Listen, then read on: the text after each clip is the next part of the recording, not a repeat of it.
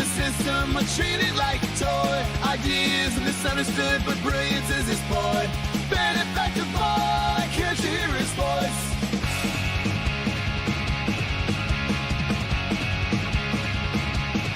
Talking about 0 point, the points lost on them. Capital structures crumbling from the same old Sam.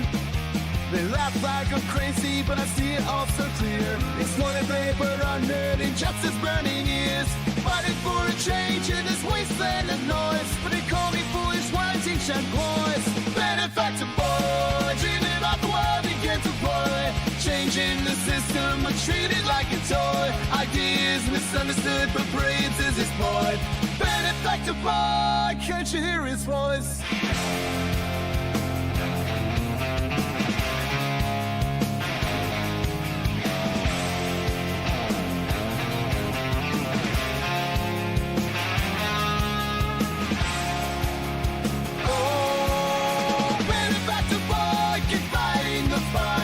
Chasing revolutions in the darkest nights. A dreamer with vision beneath the laughter and noise. A future so bright waiting for the right choice.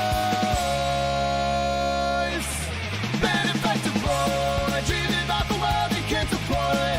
Changing the system, but treated like a toy. Ideas misunderstood, but brilliance is his point. Benefactor boy, can't you hear his voice?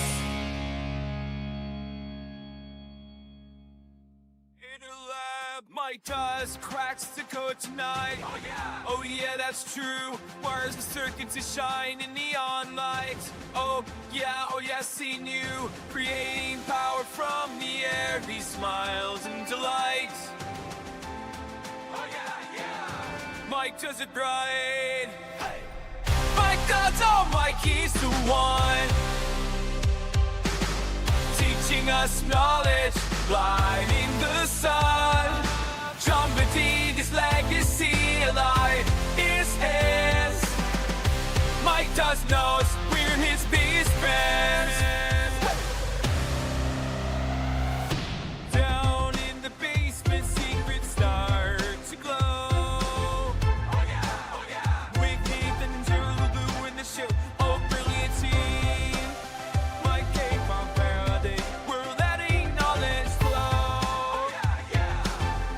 Streams. Mike does all my keys to one. Teaching us knowledge, blinding the sun. Trumpeting his legacy alive is his. Mike does knows we're his biggest fans. Years of thought, bringing dreams to life. Turning theories into electric light. Mike and us, a journey to ignite. Oh yeah. We've reached new heights. Hey. Mike does all my keys to one. Teaching us knowledge, blinding the sun. Trumpeting his legacy alive is his. Mike does knows we're his biggest fans.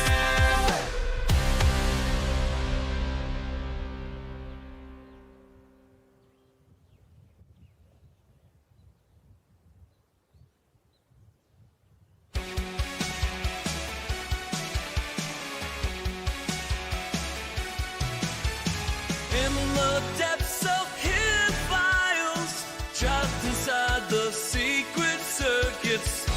Unraveling through the miles, oh, truth was masked by golden curtains. You didn't know, we're shattering the silence. Feel the power, revelations on the rise.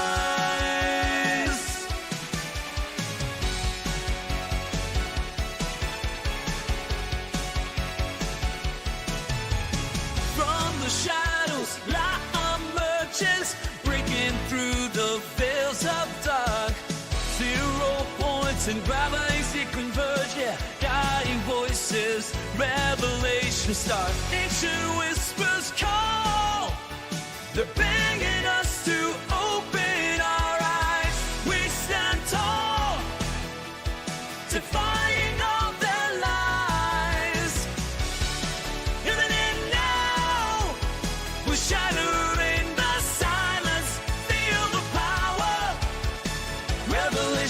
on the rise.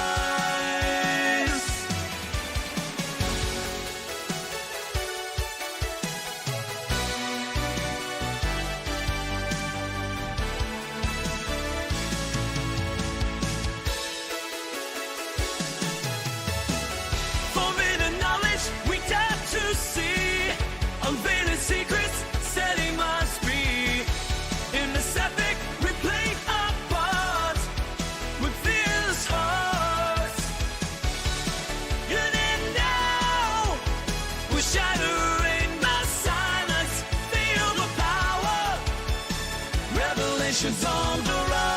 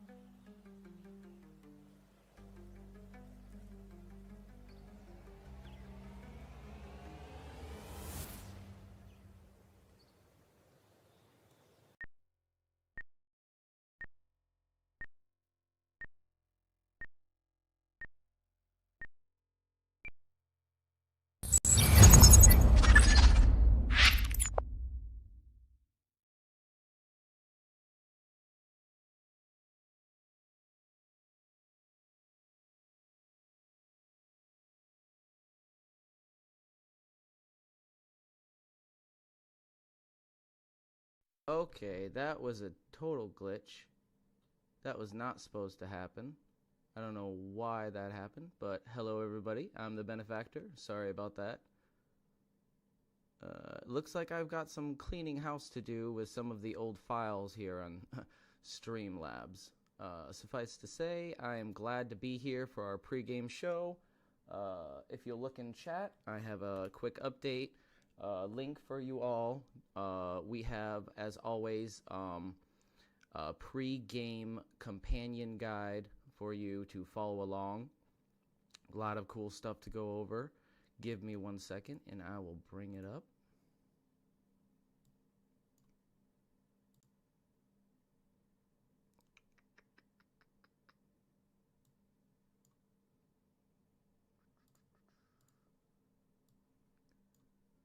Alright, and wada bam.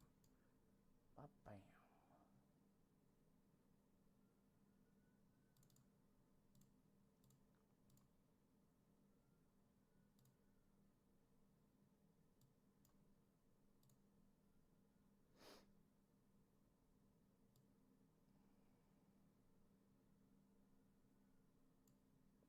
Alright, welcome to the League of Extraordinary Inventors pregame show.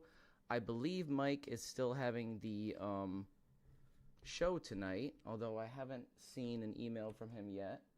I believe he said it was next week he has off. if I'm not mistaken. So if he doesn't decide to do it tonight, we'll just continue on with this. But give me 1 second. Let me double check the email. Oh, yep, he is having it tonight. Okay, good. So League of Extraordinary Inventors is on. It's on like Donkey Kong, ladies and gentlemen. All right, so we got a lot of important updates for you on my rodent coil research.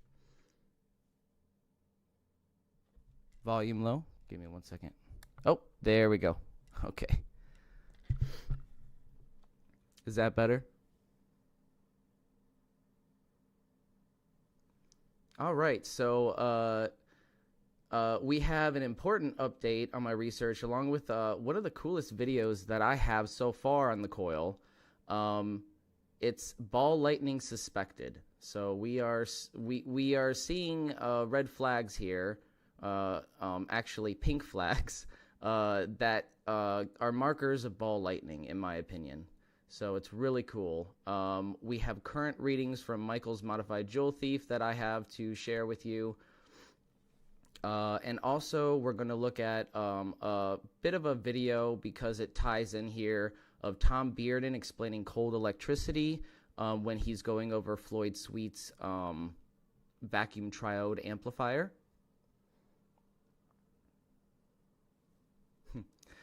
We have the 9-volt battery test results, some updates on the advanced version 3 PoE coil update from Michael Morell, and a planned live stream with Victor Sears is in the works. So with that, we'll go into the new discovery of my coil, which is the neon lamp seemed to be flickering back and forth between orange and pink. And so I thought this was the potentiometer at first, but now it seems to be a stable pink every time I start it. My theory is that ball lightning had to be built up in the system, and that's why it's flickering when it was first achieved that level of resonance. This is just a theory. There could be many things going on with the system at the moment, but it's just a feeling in my gut that maybe it had to be primed. Because ball lightning was not embedded in the system yet. Kind of like the thunderstorm generator, how you see the ball lightning, the plasmoids embed themselves into the thunderstorm generator sphere, and you leave it running for 20 years, and then don't run it for 5 years, turn it on, and you don't need the water chamber, because you don't need to generate the plasmoids. For about 20 minutes they last, which is very interesting. So that means if we can embed those in the system, then we can utilize some level of extra efficiency without even achieving resonance. So theoretically, at least. But again, there could be a lot of things going on with the system. But yeah, it's analogous to like priming your conductors with negative electricity, maybe.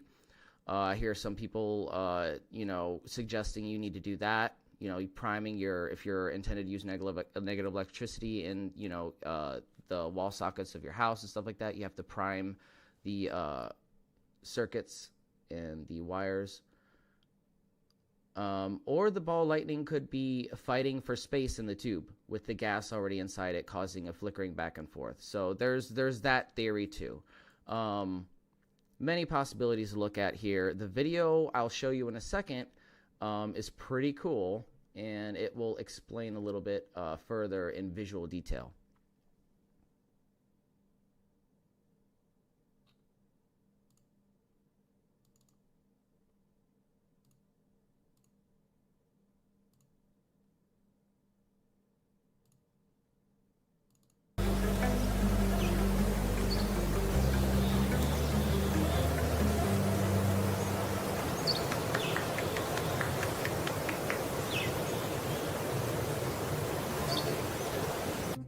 Alright, Patreon crew, we have the Fireball coil hooked up, okay, and as you can see, we have it hooked up as the open circuit Nunez method, utilizing a modified Jewel Thief as instructed by Michael Morell. Now we have the start of channel A and end of channel B hooked up together with this alligator clamp, and and that's not really going anywhere, just hooked up together. Then we have this That's actually yellow going to the positive wire, of the battery. which is My the bad. start of channel B, hooked up to the collector of our transistor, and then we have the end of channel A, the black wire, hooked up to the opposite end of our potentiometer with a resistor, a 1K ohm quarter watt resistor in between. Now, Michael recommends a 2-watt resistor, which is what we will be upgrading to soon, but for now, this actually seems to work quite well. And as you can see, it doesn't matter that we have the spacing inaccurate, or it doesn't matter if we only have 22 wires instead of our full 24, as you'll see in a minute. We turn it on, and we still get resonance. Now, adjust that a little bit, there we go. Now we're still able to power this 90-volt neon lamp with just 12 volts Notice and the colors. 0.04 amps. This is actually absolutely incredible. This is significant in so many different ways. As you can see here on the oscilloscope, we are utilizing the 50-volt range, and it's almost at the top here. So we are getting, I'm assuming, around at least 40 volts, if not more. And I'm not sure what the current is. We will have to monitor that. We might actually be getting a little bit more voltage than what we see here. My oscilloscope might not be as accurate as I'd like it to be in this case. Either way, we are still able to power this 90-volt neon lamp with only in 12 retrospect, I volts think of I just power wasn't and fully tuned in. 0.04 amps, Because it's which orange is right now. absolutely incredible. You can hear it. It's actually humming. That's because it's in resonance. This is the same exact waveform Michael's getting, same exact waveform that Daniel Nunes got, and some of his research from his coil designs. And all I did is exactly what Michael did, and clipped this oscilloscope clamp right to the edge of the neon bulb. Our next test will be hooking up a larger load to the system, so you can see I kind of prepped a larger array of Now LED check this out. lights In a minute, you'll along see. with everything I can plug into. I got the pulse width modulator just to add some kind of load. I got this 12-volt stepper motor, which should provide a lot more of a load, as well as this 3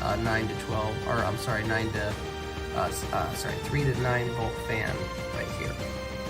So we're gonna hook up a little bit more to the system and see just how well it does. But look, this is still, it's not shining as bright as it needs to be. This is very, very dim, but it's just enough to show that it's doing something very unusual. And if I tune into this a little bit more, I might be able to get that to shine a little bit brighter. It's the potentiometer really that is our limitation here. It keeps on being finicky. It's very sensitive. Oh.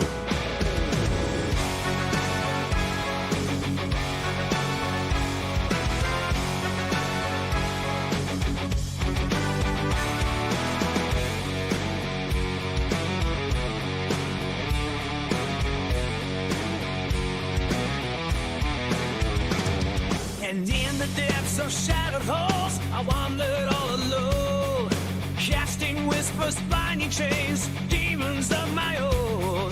I seek deafening, down spread on my frail soul.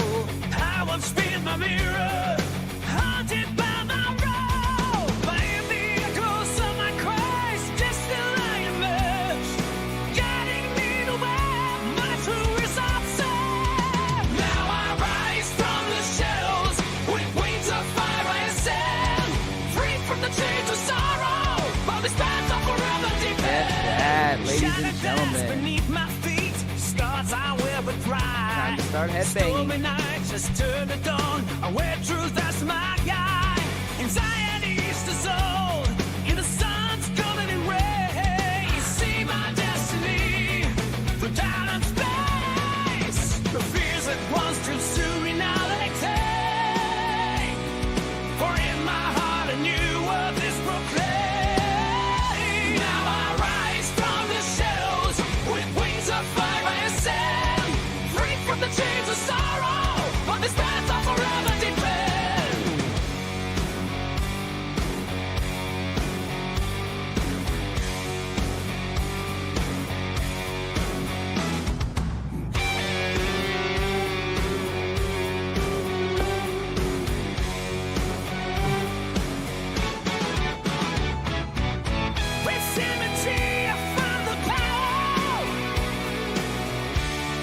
There we go.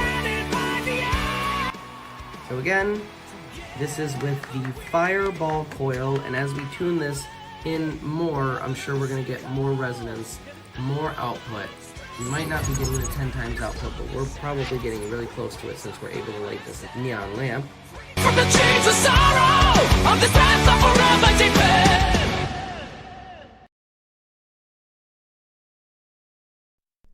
Ball lightning? Some other kind of phenomenon? I don't know. Something strange is going on there. And if you introduce purple into the equation, it would produce a vivid pink, in my opinion. All right, let's move on to the current readings, which is kind of exciting. Give me 1 second and I'll load up, because I think I have the numbers written down.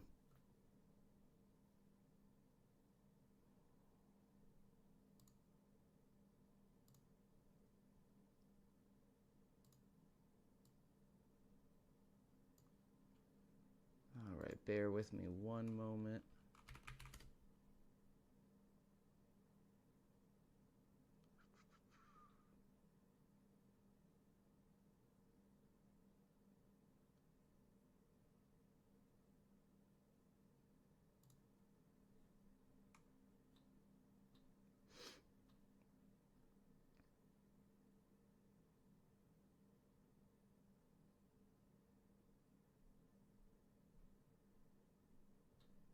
Let's see. Yes, I think I do have the calculations right here. Let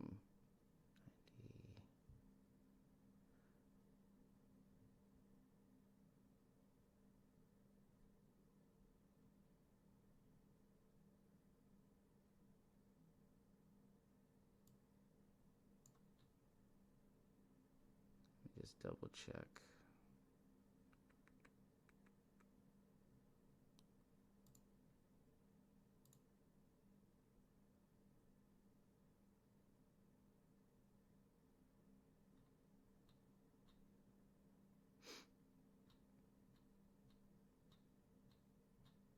Nope, that's not all of them.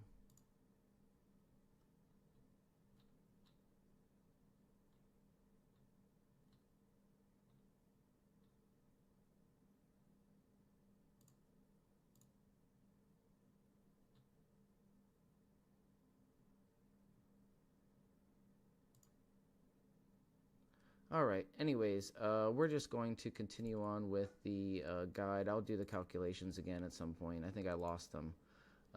Anyways, I have the readings though. So the current shows a slight loss when in resonance using the Jewel Thief, the modified Jewel Thief.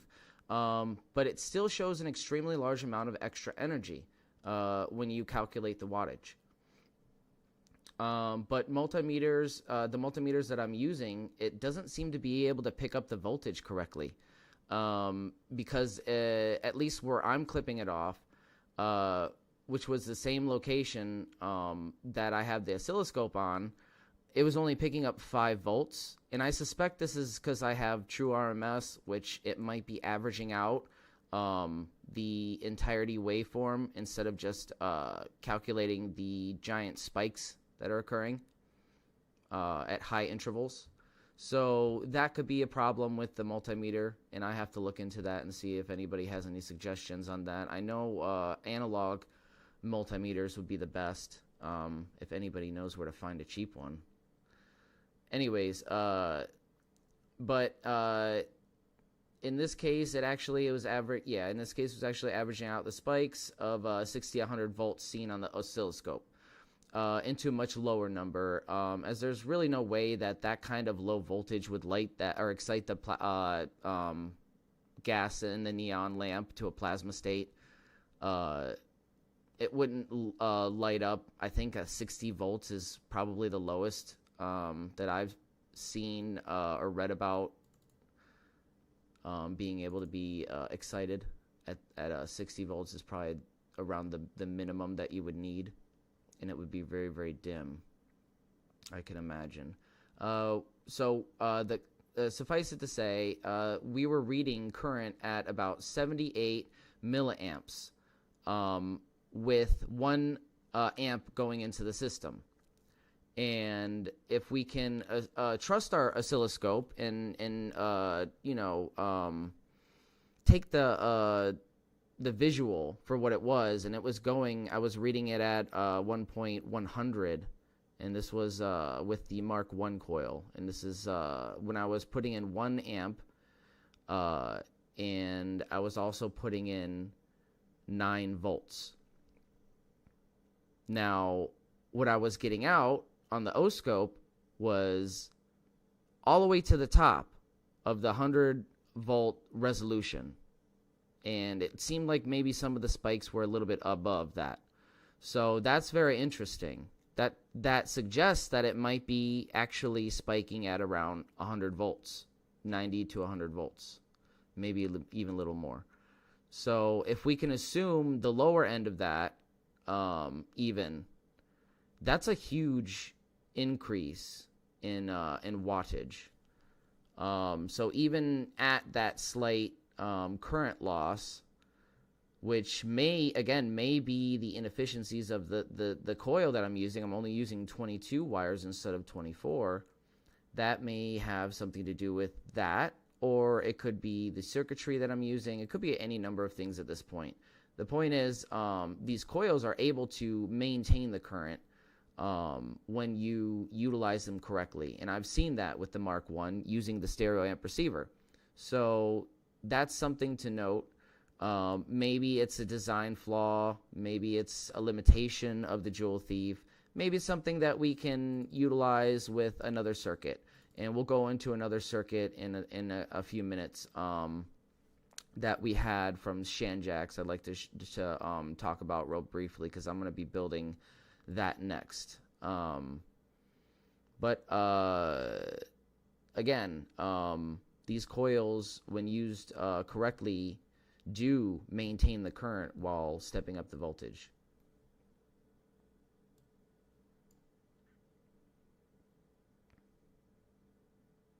All right. So we're going to check out a little bit of this Floyd Sweets secrets video on the Abha channel.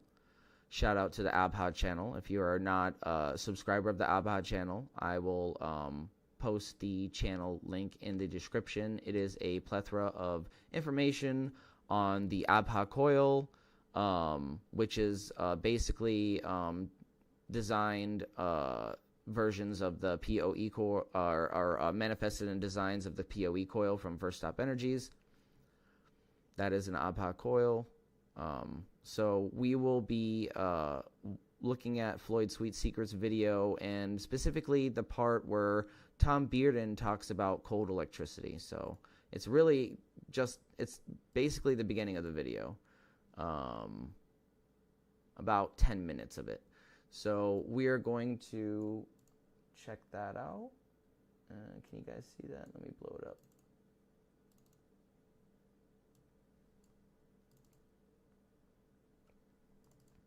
All right, and I'm going to put the Abha channel in the link in the description, or in the chat rather, sorry. And the reason why I'm doing this is because it is a really great channel, and I suggest you subscribe to this channel.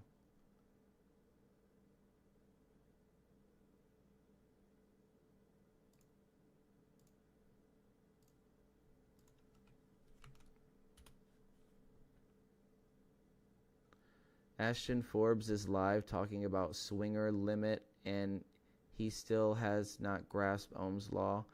Sort of like Dopehead and What's swinger limit? I don't even know what that is.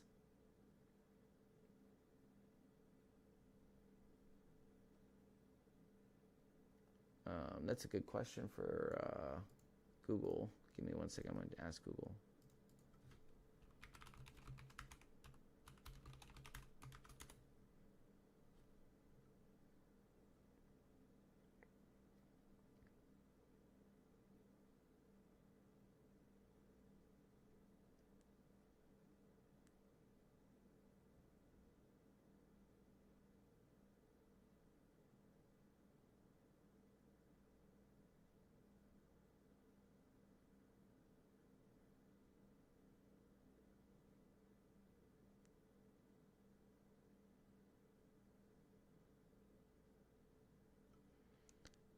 So it says the swinger limit might refer to the limit at which a system or component can swing or oscillate between certain voltages or currents without causing instability or failure.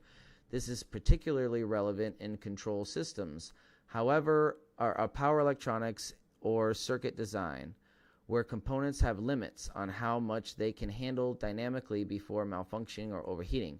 Yeah, that's, I mean, that whatever limit that is, that's superseded by the 0 point created between the two between the two vortexes created, the counter-rotating vortexes, creating a 0 point on the equatorial plane between them. That creates an outflow of radiant energy, and negative energy, as we've seen, kind of reverses or bypasses Ohm's law. So I can imagine that it also bypasses this swinger limit as well, but I actually have no idea. It seems sort of like the pendulum effect.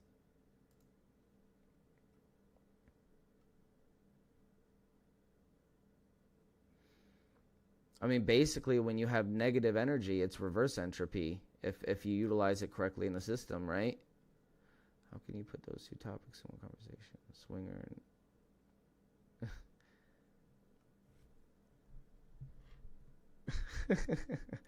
swing.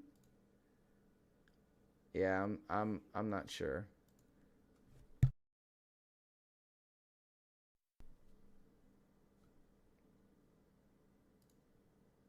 All right, so let's go back to this.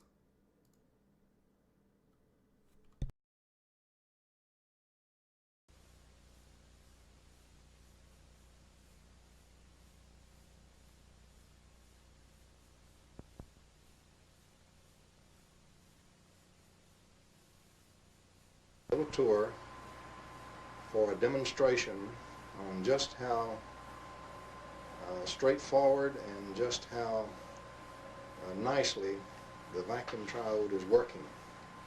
So we have a 120 volt fan. As you can see, it's turning at good power. It is providing quite a breeze, and it's real usable power.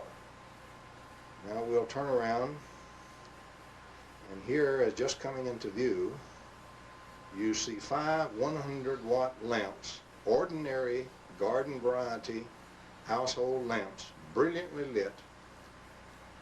So there's 500 watts of very real power here, again coming right out of the vacuum. And you see the assembly of very large meters and show you the kind of power amplification that is being achieved by the vacuum triode. Now we're going to come back in. There's the 500 watt bulbs clearly illuminated. The power is rock steady. It's a fairly decent sine wave, very nice and steady, and it's 60 hertz. It's right on the button, just as conventional, ordinary power. It's 120 volts, or very close there too, and it's 60 hertz right on the button. It is, however, negative energy that is being produced, as opposed to the normal garden variety of positive energy. In the lamps, in the resistive load, the negative energy is converted to ordinary positive energy, and that is real heat and real light being radiated away from the lamps. However, while the energy is still in the negative form, in all the circuitry and wires going to the lamp, all of those stay absolutely cool because there is no heating of those circuits. Only in the filaments of the lamp is heat and light produced in the normal sense. And so in those resistive loads, we're translating normal negative energy into positive energy. And you can see that is real power, 500 watts, 1/2 of a kilowatt in a resistive load. Travel back over to the fan, and you see that we have a normal AC type load. That's a normal AC fan. Runs very well on this power.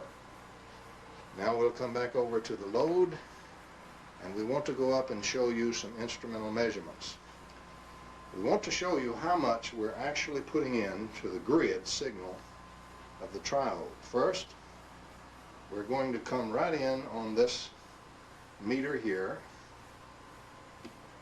and try to give you a close shot of the actual reading of this Yeah, he meter. really fails on giving you a good, Okay. clear shot of it. Reading the meter, Honestly, it shows you that we're putting in It's right at unfortunate. 10 volts. It's oscillating between 9.5 and 10 volts. That 1 is really a 10. unless the It's video is just degraded That's so a much 10 that volt. we can't see it now, but it Okay, looks like we're it's going out of over now and focus show you in a the couple of shots. amperage that we're putting in, and hold your hats. That 31.2 is actually 31.2 microamps. We're dealing in the microamp scale, and we're putting in 31.2 microamperes of current. So this is interesting, specifically because Floyd Sweet's VTA could get up to 1 kilowatt of power off of 10 volts and 30 microamps. This level of boost is approximately 172 million% increase in power. I want to repeat that again. 172 million% increase in power. Extraordinary. And I think that's something that we should emphasize here. And also his usage of the phrase negative energy as being cold, right? That is something to note here, because that's something that we see in a lot of other free energy systems, including the Rodin coil. All right, moving on to the 9-volt battery test.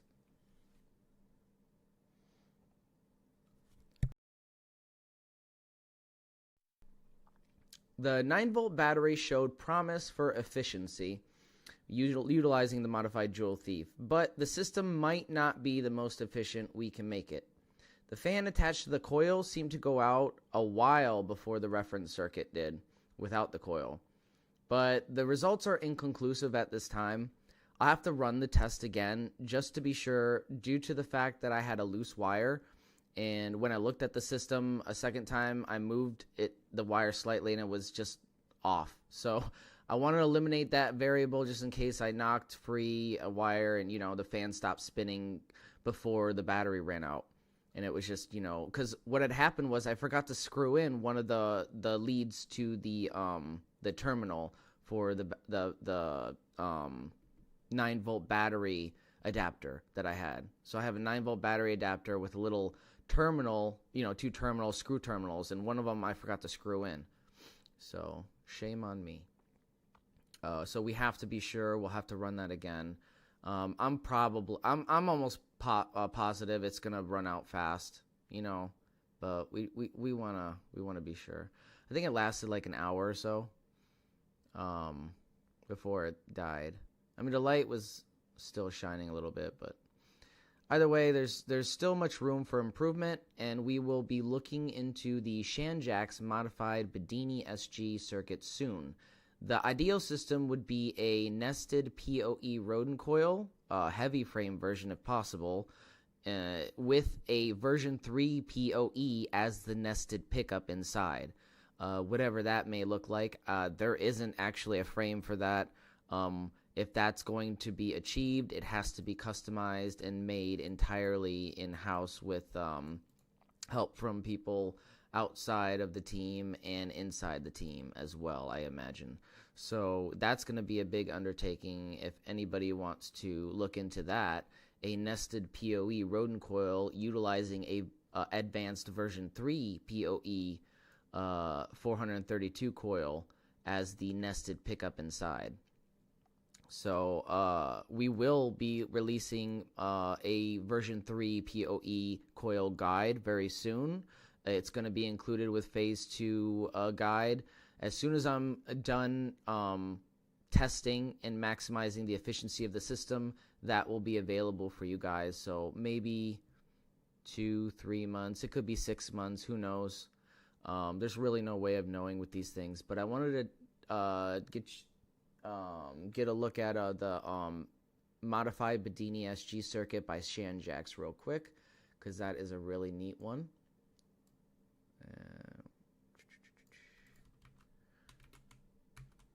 I'm going to put that in chat so everybody has it. Oh, I can't. So let me put it in the guide. Give me 1 second. I'll put it in the guide. So everybody, if you don't have your guides open, open them if you would like this link. We're going to be taking a look at this circuit real quick. Okay, put it there. Nice. All right, so it's a really long one. It's encrypted. That's why. So it's from the Falstad circuit simulator. Put that in here. All right. So this is the modified Bedini SG, and I'll read just briefly. I'll touch on what Shanjax had to say about it when he emailed me.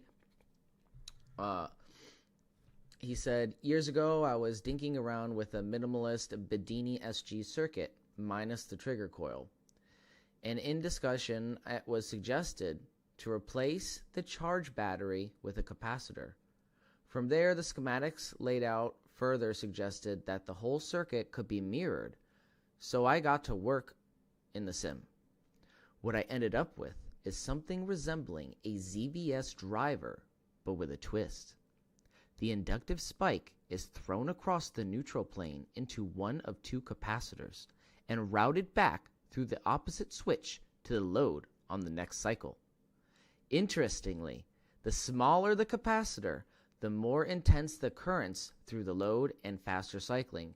Now that last bit, I could probably, I assumed that the smaller the capacitor, the faster the cycling would be, but this is very, very interesting. So he said, while it excelled at driving pulse motors, some weird effects were observed. When I had this circuit set up as a motor driver and unintentionally went into self-oscillating mode, the Bedini schoolgirl the Bedini SG became a Bedini schoolgirl circuit, SSG. The field around the coil became squidgy. It felt the same as swiping a magnet over a thick block of aluminum or copper, but extended through the volume to some distance. I would describe it as some kind of super diamagnetism. And he goes on to say that there are two versions of this circuit here that we're looking at, a single inductor and a double inductor. If the rodent coil has 3 legs and you prefer pulse DC, he recommends a double inductance variant. Now we do have 2 legs, and I did email him about that, and hopefully he's open to having an interview, whether it's live or in private, about going over some of those details about how that would be set up. A note about the schematics is you'll see a bunch of 1 ohm resistors sprinkled around. These are strictly to prevent the sim from crashing. Excuse me. And should be omitted from any physical prototype. So don't even worry about the 1 ohm resistors. You're going to be connecting this circuit without them. There are 6 transistors. 4 of them, all on the left side, are fast. Small signal BJT comprising the level shifting preamble. And 2 of them, on the right side, will be your large main switches. PNP on the bottom, NPN on the top, and will need a high VVE, around 200 volts at minimum. So that is all the details we have thus far on this amazing looking circuit. Again, these 1 ohm resistors are going to be just deleted from your circuit. They're not that one. This one. He just put them in there so the sim wouldn't crash, I guess. So you'd be able to connect these directly without a resistor here.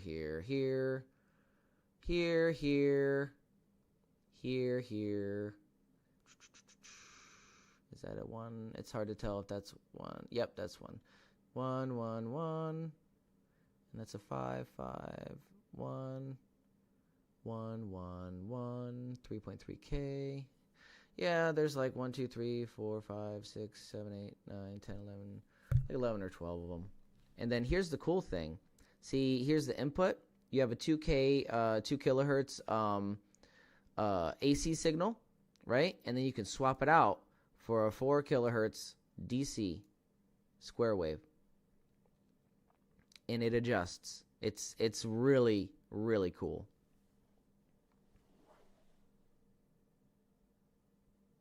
Yeah, Shanjax did an amazing job with the circuit. I hope we can get him on the show. If not, maybe he's open to having a discussion in private about how we actually go about implementing this with the Rodin coil, because it does have 2 legs and not 3. And I'm interested in hearing some of his theories, at least, because he's actually worked with the circuit and knows a little bit about it, obviously. So pretty cool stuff.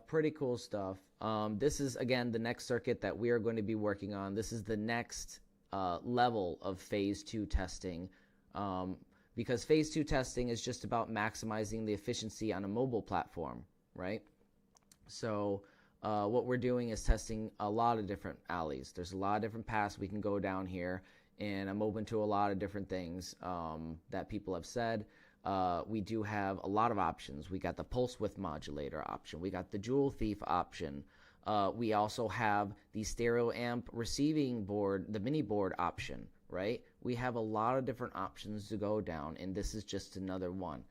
So that's 4 options for us to go down in terms of trying to figure out the right mobile system to implement for a phase 3 testing, which would be a mobile transportation system of some sort, whether that's a scooter or maybe a go-kart, something that you can get around, not fast, but reliable, something that lasts long, such as a Bedini circuit where it would recharge a battery while it's utilizing the primary battery at a very, very small capacity, just to collapse the magnetic field generated in the coil needed to create that 0 point and that extra, rush of radiant energy.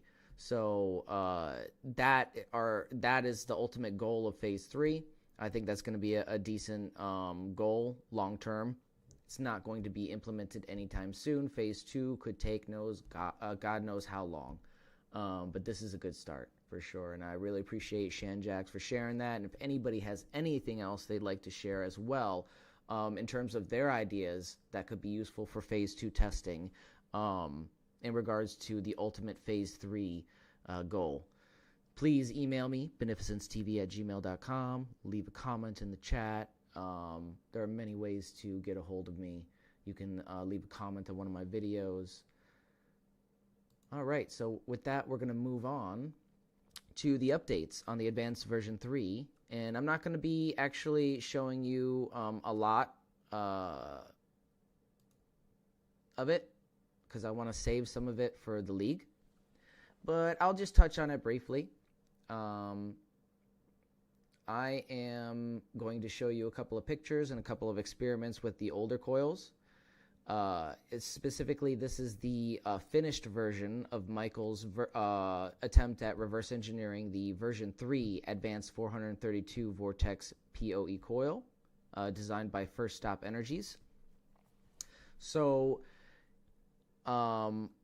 apparently he did hook this up and he did get some results, and we will be going over those results on the League of Extraordinary Inventors tonight, which starts in about 15 minutes. So I better hurry up and finish this presentation if I want to make it. So yeah, let's leave this for the League. There's a little brief synopsis here if you're interested in reading it and getting a little, a little spoiler. But let's move on to the last update that I have. And the last update is pretty interesting. And it's something that I've wanted to do for a while. I've been preoccupied outside of the YouTube world with my private life. But suffice it to say, I've been wanting to do this for a while, and specifically get Victor Sears on for a interview on cosmometry. And cosmometry is interesting. And it's not something that I fully understand. I'm going to have to read all the material that Victor sent me still. And I plan on doing that. I apologize, Victor. I got very busy this week. But we plan on having a live stream with Victor, if he's available, next week, because that's the week that I believe Mike K said that Free Energy Fridays, League of Extraordinary Inventors won't be doing a podcast. So he'll be out of town or something, I believe. So we might have to fill up the slot for him while he's gone. And I wanted to get Victor on because he recently reached out to me about covering some cosmometry. Now, I didn't know what it was, and I still have a lot to learn, but to summarize, cosmometry is the study of fundamental patterns and structures of how the structures of the universe. It combines concepts from mathematics, physics, and geometry to explore how these patterns influence the behavior of energy and matter. Essentially, it looks at the underlying geometry of space and how it relates to everything in existence. This is right up our alley, ladies and gentlemen, in terms of topics that we cover here on this channel. So that's going to be very exciting. I really appreciate Victor for sharing all that amazing. He basically put together a starter's guide for me. It might be more than I'm able to delve into, but I'm going to read as much as possible. And we're going to set up a live stream on cosmometry, hopefully next Friday. Now, I don't have anything else at the moment. We will be going over some of the Michael Morrell updates on the League of Extraordinary Inventors. That will be in about 12 minutes. So stay tuned for more updates and get ready for the League of Extraordinary Inventors. Now I'm going to go to an intermission, and you don't have to go anywhere because I'm streaming it all alone on my channel, and we're using Streamlabs this time, so I'm able to do that where you don't have to go anywhere. You just sit tight, and we will be back.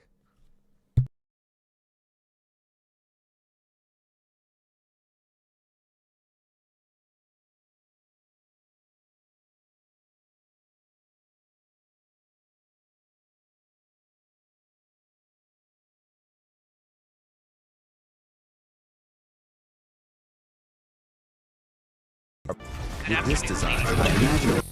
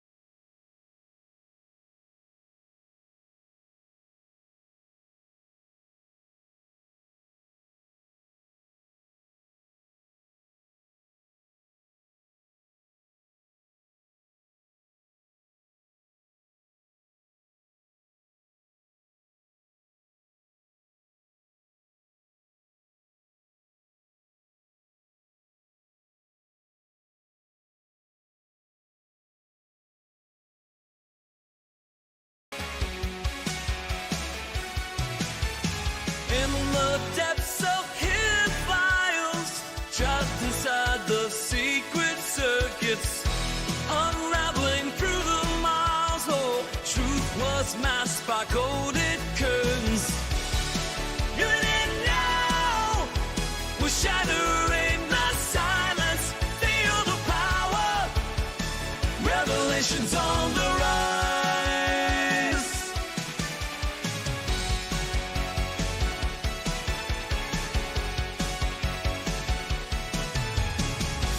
Shadows, light emerges, breaking through the veils of dark.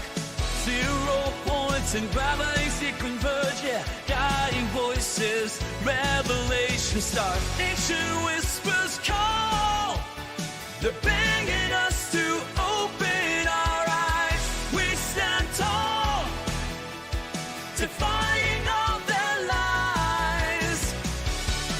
Even in now, we're shattering the silence. Revelations on the rise.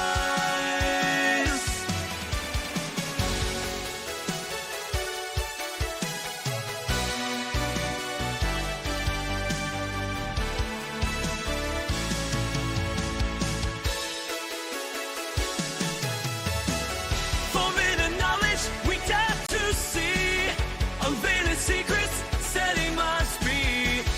In this epic, we play our part with fearless hearts. In and now, we're shattering the silence. Feel the power. Revelations on the rise.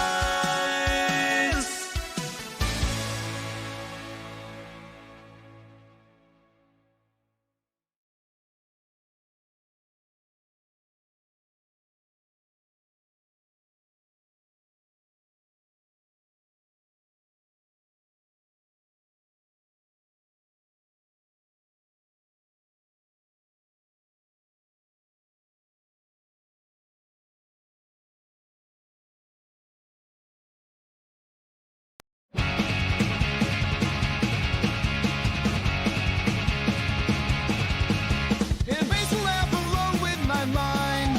Stable theories, they all refuse to find. I've been working on energy for a brand new day, but even in the crowd, I'm still a castaway. Alienated from the A's of added nature in disguise. Ideas ahead of time, dismissed with narrow eyes. Benefactor boy, dreaming about the world you can't deploy. Changing the system, I'm treated like a toy. Ideas misunderstood, but brilliance is his boy. Benefactor boy, can't you hear his voice?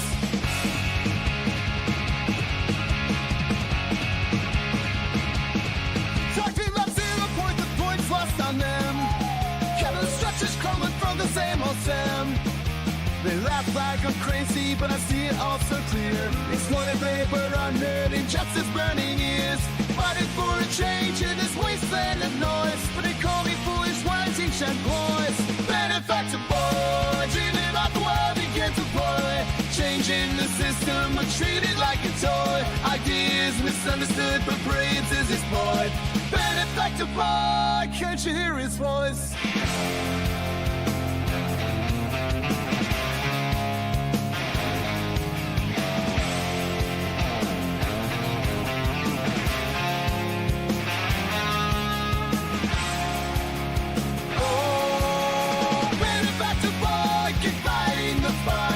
Chasing revolutions in the darkest nights. A dreamer with vision beneath the laughter and noise. A future so bright waiting for the right choice.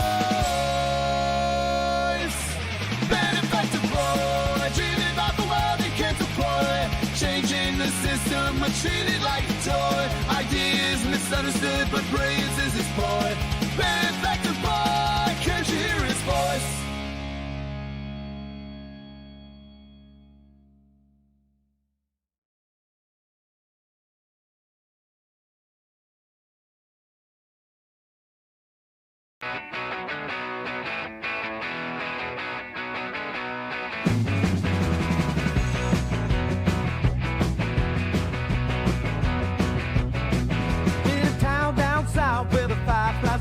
There's a man named Michael with a vision to show. Building towards the goal, he's got the spark, dreaming of a future that'll light up the dark.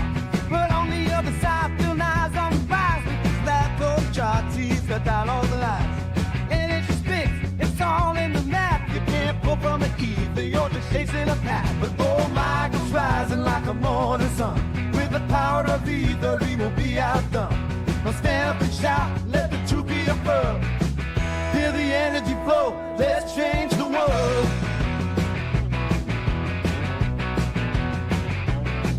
In the heart of the lab, the tension was thick. Skeptics gathered round the table ready to pick. Show proof, but let the case clear. And I find the stream, or just chasing a spin. But Michael smiled wide, with fire in his eyes. Watch as I spin, let the naysayers cry. Go spin fast, in a heart full of fight. I'll show you the power that's hidden inside. Oh, Michael's rising like the morning sun. With the power of ether, he won't be outdone. Well, stand up and shout, let the truth be affirmed. Feel the energy magic flow. Let's change the world.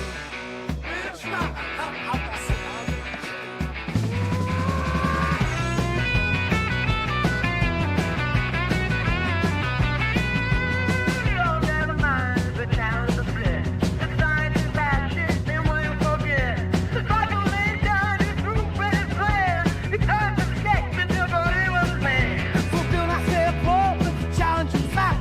Can't prove your theories, it's just not right. No control, spin back, microbeam and spin. I done told you once, you son of a bitch, the best there's ever been.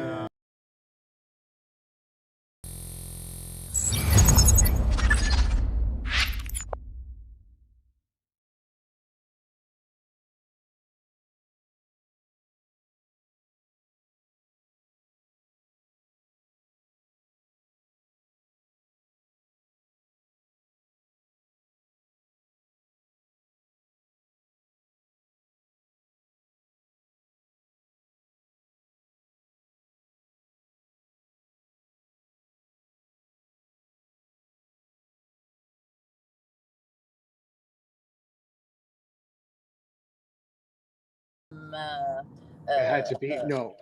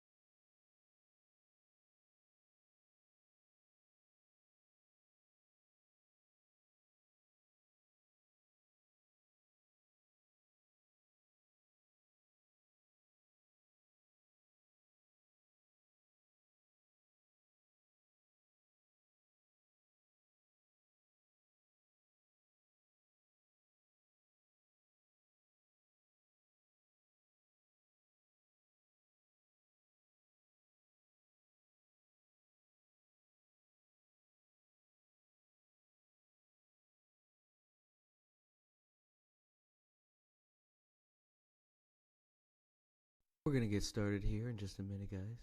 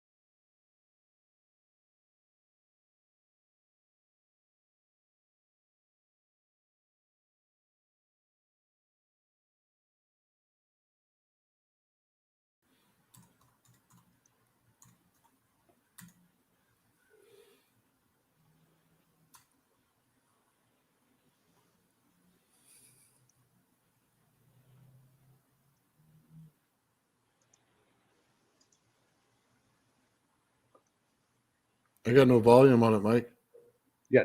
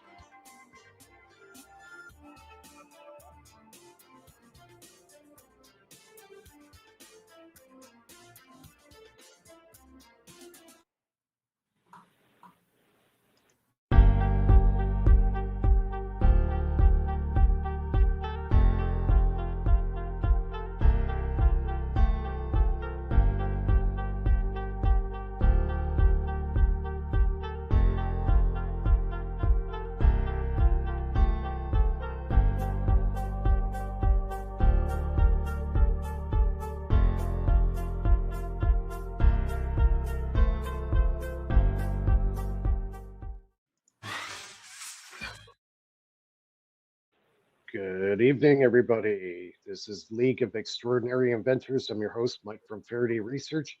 It is Free Energy Fridays. Welcome to the show. It is October 25th, 2024. Welcome to the show, everybody. Thanks for joining us. We got our usual panel, Nathan, Ben, Lulu, and Philip. We got Lulu in the car. So yeah, it's been a busy week. A lot of stuff going on behind the scenes, and Ben and Nathan been really busy on their channels this week with interviews. Philip, I don't know what's up with you, but I'm sure we're going to hear about it tonight. And yeah, so Nathan, I guess we'll start with you. Well, I've just been working on my Tesla coil a little bit. I did an experiment. I took my Tesla coil and I just put the wire down the center. I didn't have it attached to anything. Just put the wire down the center and turned on my Rodin coil and had lights lighting up. And then I could literally take the wire out of the center and hold it in front of the camera, and it would take a few minutes for the light to shut off. So basically, its resonance is going on inside my Rodin coil when I put that wire down the center, but it doesn't like to leave right away. So what's going on is the temperature is cooler inside that coil than it is on the outside temperature of the room. So as soon as it reaches equilibrium and they get to the same temperature, the light shuts off. Interesting. Yeah, see, I've done a similar experiment where basically I've taken the ground and held it up in the air, and the light still comes on. But the second you put your finger on the lead, the light actually becomes brighter and the temperature increases in the coil because your body is actually creating inductance in the circuit, right?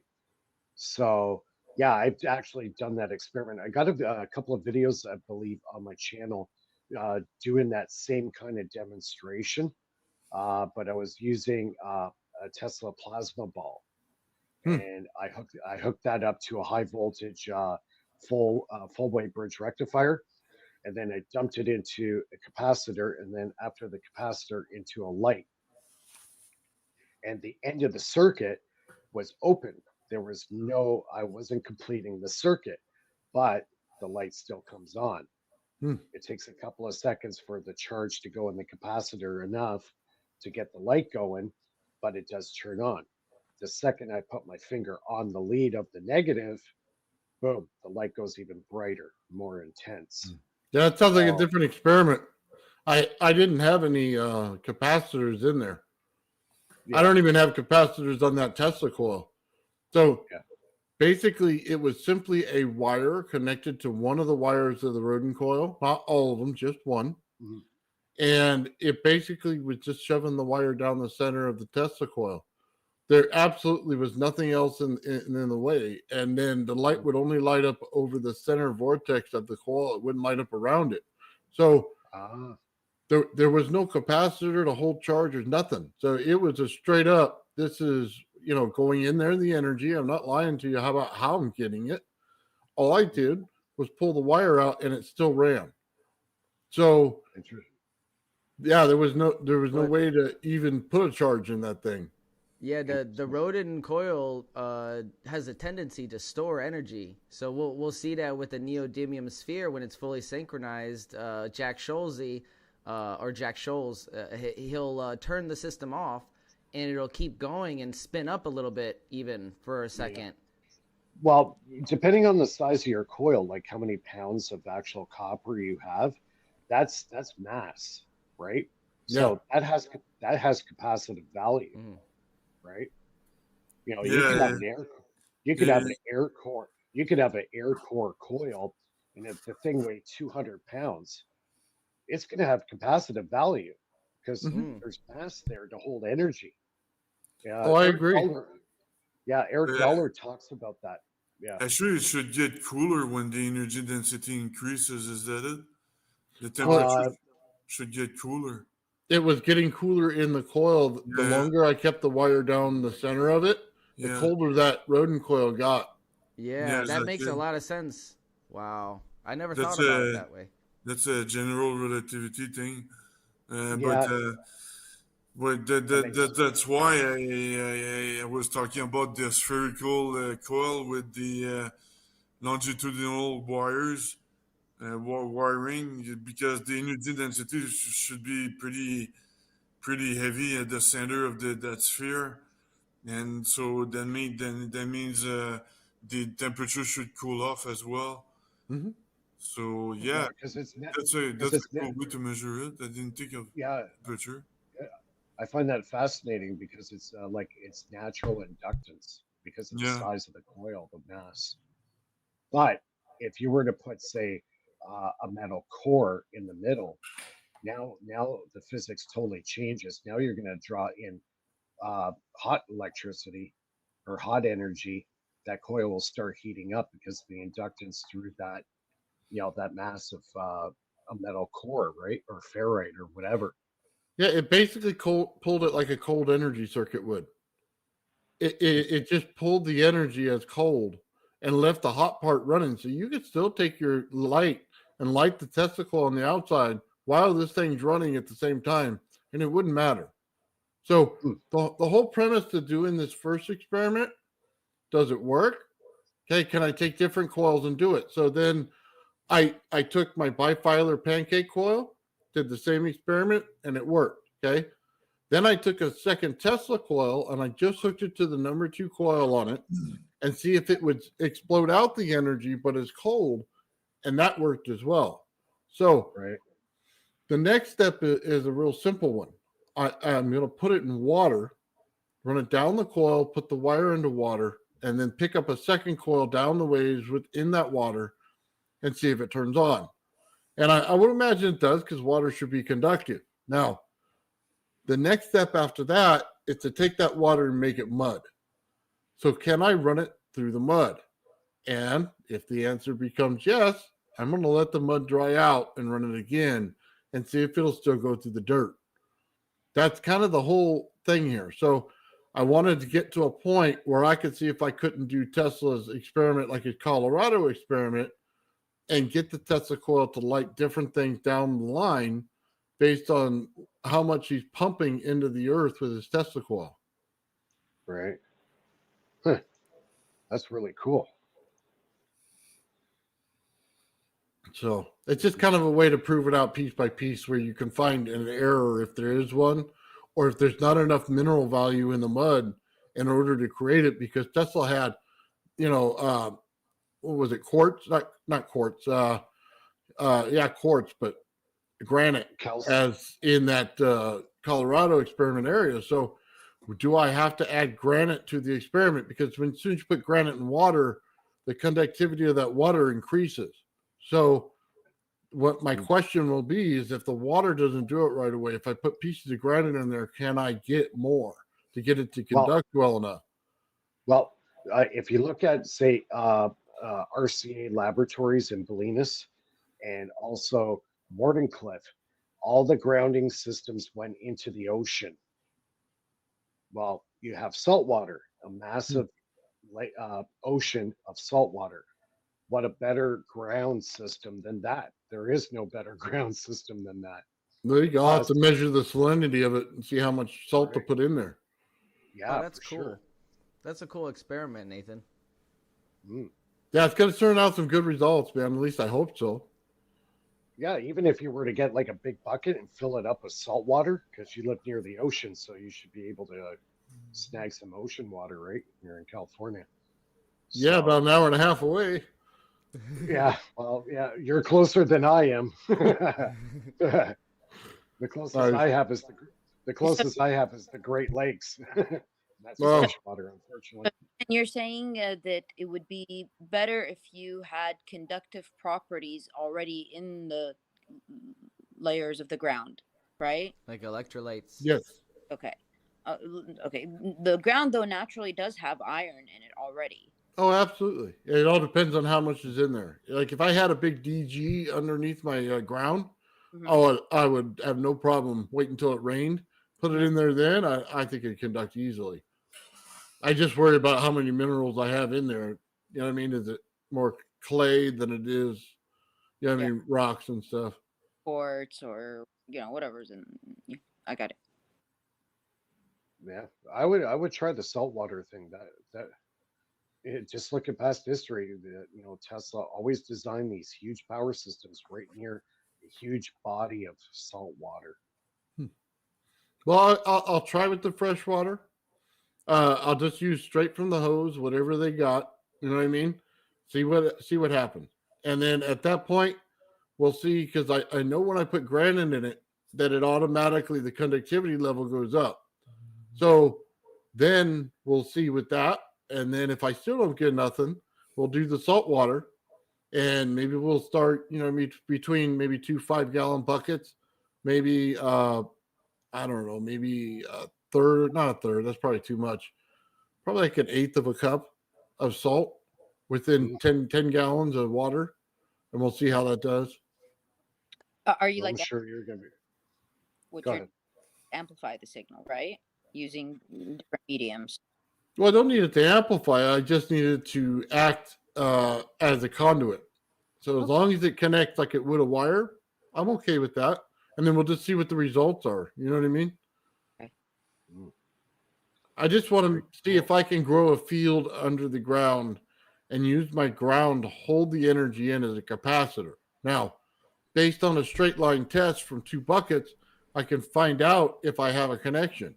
And then once I have a connection, I can simply go to my front yard and just run the hose and load up all the ground with water in it, and then light up the entire thing if it works. I think So- you're onto something, Nathan. I think you really are, because if we want a system that's going to power a house, how are you going to do that? You probably need to implement something like what you're talking about. Yeah. By the way, just so you guys know, when the rod goes down the center, I could touch this rod without a problem. The only thing you do is get the chills. So It becomes Yeah, because it's cooling down. it becomes cold and there's no spark to it. Hmm. So Oh, that's cool. that's the crazy thing. You can touch it and you're not getting burns. You're not getting anything. It's just getting colder. So that's kind of one of the reasons to put it down the center. I do not connect it directly to my number 2 coil at all. Okay. So your goal is energy storage, is that it? My goal is to make a ground a capacitor. If I can make the ground a capacitor, I can walk with a neon light and stick it in the ground like a staff and have it light up. It's basically the Colorado Springs experiment, is what. That's right. That's what I'm looking for. using the minerals as like They're the conduit. yeah, that makes sense. Well, because the Tesla coil is a pump. So just think about it this way. I'm going to take the quartz in there and I'm going to pump energy in, right? But it's going to pump in a way that it affects it like this, like a piezo buzzer, okay? And it's going to pop it. And if I could pop it, I can increase that amount and just have it stay stable under the ground. Why do you think Nathan Stubblefield was building these earth batteries? Right? Yeah. And he was doing through the ground transmission before Tesla. And like a lot of people out there don't even know who he is. Yeah. And Well, I've seen a Tesla- lot of people on YouTube use the ground as a battery. Sure. So He made the first earth batteries. That's what he was Yeah, I working have on. I have a chapter, I believe, in the Practical Guide to Free Energy Devices about the Stubblefield Earth Battery. Yep. Very simple. Mm-hmm. Yep, very simple design, and that's how he made his wireless communication device. He was using the ground. So if it works, guys, then we understand the experiment of Colorado Springs a little better. That's kind of the goal here. Get out the information. Everybody could try it at home. They could see the faults and the good and the bad and the ugly, and they could do it at home. It's one less mystery. Do you think they were using different sediments of layers to create an electric field in there? Oh yeah. Oh yeah. I think the granite had a big part to do with it, because when you get water next to granite, it sucks it up. So it's like a sponge to water. So when you do that, all the stuff goes into the granite itself. And if you got huge slabs of granite everywhere, they're basically little capacitors that sit in the ground. So all you have to do is connect the water to each one in order to get the capacitance to get higher. That's interesting because layering is vital to the crystal battery by the Hutchinson design, right? Yeah. So now you're going to understand the Great Pyramid when I do this as well, because then you'll understand why granite was used. Right. Oh, that's cool. Yeah. Now look at the pyramids. What were they made out of? Limestone or granite? Yep. And then they pulsed it. They pulsed the piezoelectricity with the water underneath. It made water hammer, so it created a pulse wave, and that was able to amplify it. Well, that's what I'm doing with the Tesla coil. I'm amplifying it in a pulse wave because basically the Tesla coil is a pump. Yep. Why do you think Tesla made several trips to the pyramids? He was onto that. Oh yeah. Do you think the pyramids were made out of different stones as they went up? They had more conductivity, that so they say that somehow there was an energy beam from the capstone. That would work with theory of layering different. Well, I don't think the capstone shot up. I think it pulled things down. Okay. It was more like a lightning rod, but it didn't pull lightning to it. It pulled the actual dielectric that's there. So you have basically energy on top, energy below. You get this thing to go up here, and it's pulling it, but it's too far for it to spark over. It's too far for it to make plasma, but it's just right to be able to pull the dielectric and energy and pull down and get energy that way. It's almost like it was an ancient version of the Tesla coil. Yeah, I think that's why he built it. An image in the Egyptian hieroglyphs of this device that looks like a noble gas in a piece of glass, and somebody's holding it.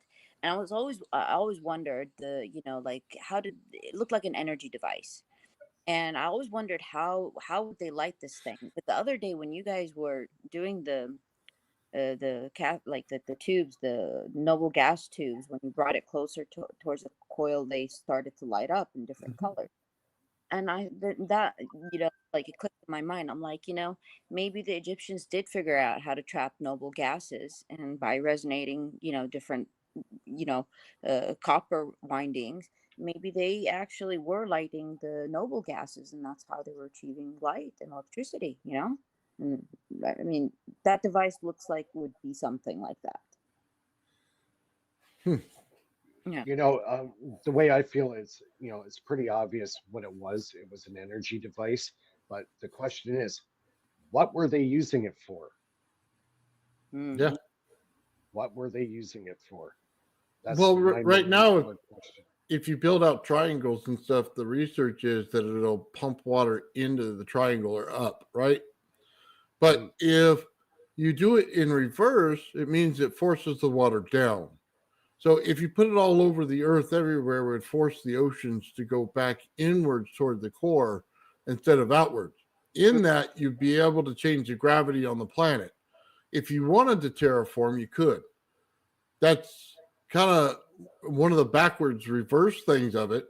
The other thing is because do they get hydrogen out of it? Yeah, they do, because the natural process of the piezoelectricity, when it's engaged, it'll actually break the hydrogen bond from the water, and then that will come out. You don't need any chemical poured down the tubes.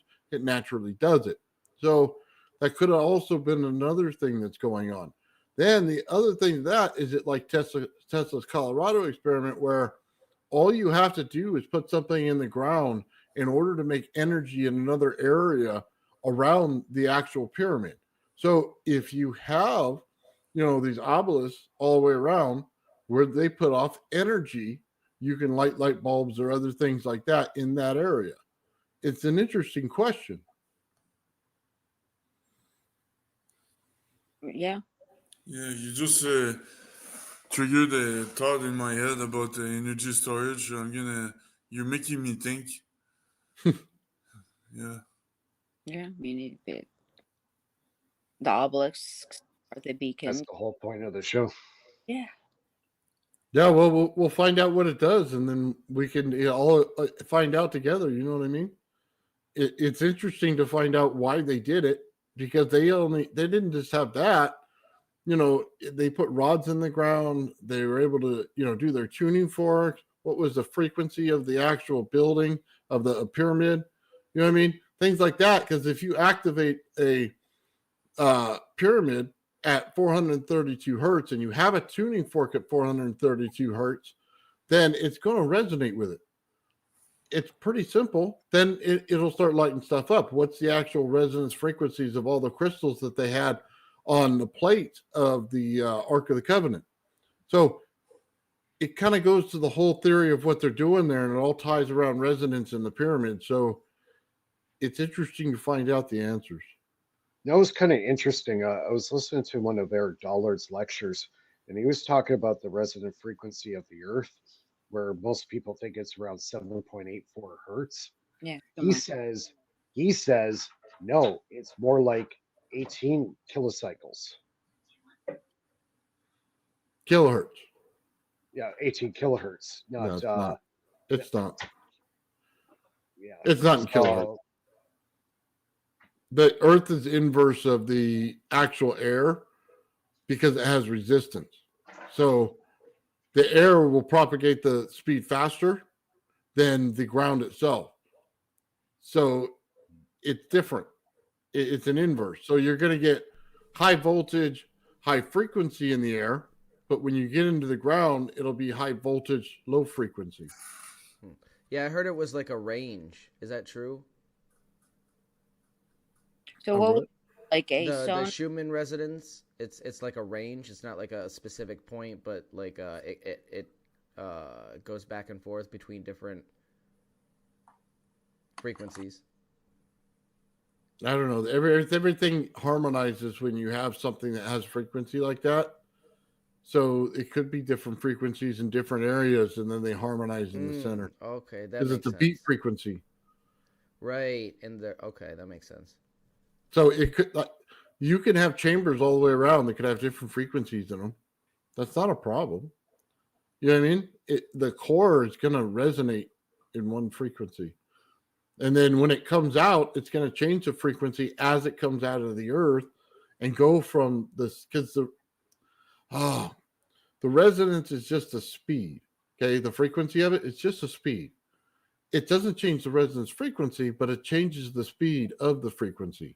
So when you get to the air where there's no resistance or hardly any resistance, the frequency will change. But when you get down to the earth, the frequency is different. But when you're talking about resonance, resonance is different. If you take resonance in a coil and you hold it up and put it over water, in the water, it'll slow down because there's more resistance. If you put it in the sky, that same frequency, you start to get snowflakes. So it's the speed of it where that the actual snowflake can capture it in before it drops.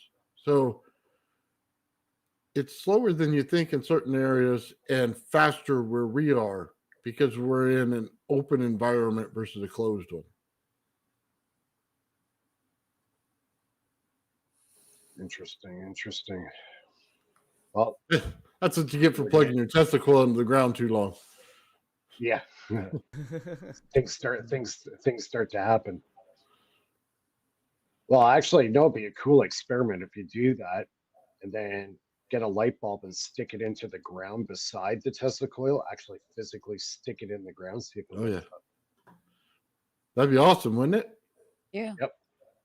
I want to be able to walk over my whole front yard with that tube and just stick it in the ground and light it up. Well, Tesla, I want to make a pogo stick out of one. Yeah, like shock me to the moon. Dave, on this idea, no more wires, no more, all that can be consolidated. Which is the energy's working etherically rather than, well, like, see, don't forget back in the day, what are the health implications of this? Is this safe for our body, right? So back in those days, Tesla never really studied the effects on the human body with it. He knew certain frequencies are safe, but when you're dealing with the high potentials he was working with, it makes you wonder, is there any kind of parasitic effects on your body being exposed to that amount of energy, right? How long did Nicholas Tesla live to? He was 87 or 88. Um, 87, I believe. Might be all right then. Exactly. So yeah, well, That's pretty good age. yeah, he did last a long time. Mhm. But yeah, like in today's day and age too, the FCC would have an issue, right? The FCC and all those guys, they would have a slight issue on the radio emissions that we'd be broadcasting, right? Oh So, yeah, that's why they shut down all the low hertz frequencies. Unless we submit it as we are researching. Well, I'm not going to run it that long. As soon as it does it, 10, 15 minutes of camera time, and that's it. Yeah, I mean, we're researching its effects. I mean, okay. So, I mean, that's really what we're doing. We're yeah, we'll know when the vans start showing up. yeah, that's right. They start circling your house. like People with sunglasses. Yeah. Sunglasses and suits. Oh, I'm gonna put that one online as they're coming for me. we this that's experiment because Yeah, we can't hear you. I hear Mike. Distortion. Mike chomping away over there. You got some Yeah, snacks? I got some snacks. Sorry. We can't hear you, Lulu. Go ahead. Mine or the sound? Now we can hear you. Now that he stopped playing with his chips. Was it chips? No, I don't think we would be the ones that like the vans come to because they're scared. I think we're the ones that they want to somehow keep developing things so they can steal ideas. Yeah, they're gonna embrace and extend what we're doing. Yeah, and they're not gonna go after people that are publicly talking about it. They're gonna talk about people that are not publicly talking about it. Yeah. Like, oh, they just tell us we're a bunch of crazies. Whatever, I know what I know, and I don't care. I'm just a schmuck. But I know. I agree with you. Then yeah, we'll continue. But if you're gonna say, "Oh, what I know is wrong," and what I'm learning is wrong, then you don't know nothing. So it's like that. So you either understand it or it's a boring subject. Look, the way I see it, just put it out there, and people are going to say what they're going to say, and I'll just move on to the next project, and that's it. I don't personally care. You know what I mean? I'm doing experiments for the fun of doing experiments. I don't get paid for them, and I'm not looking to get paid for them. So, well, why, why don't we work on the next project for your next project? Why don't we work for an energy storage thing? Because I know the demand is pretty high. I'm connected with the defense mailing list, and they ask for people who have solution for energy storage and stuff like that. Can you imagine you have a spherical coil with longitudinal wires, like I keep saying, and you create a very focal, dense energy point of energy, but you do the opposite afterwards. You induce in the energy from that point of energy. You induce electricity from that point of energy. You know what I mean?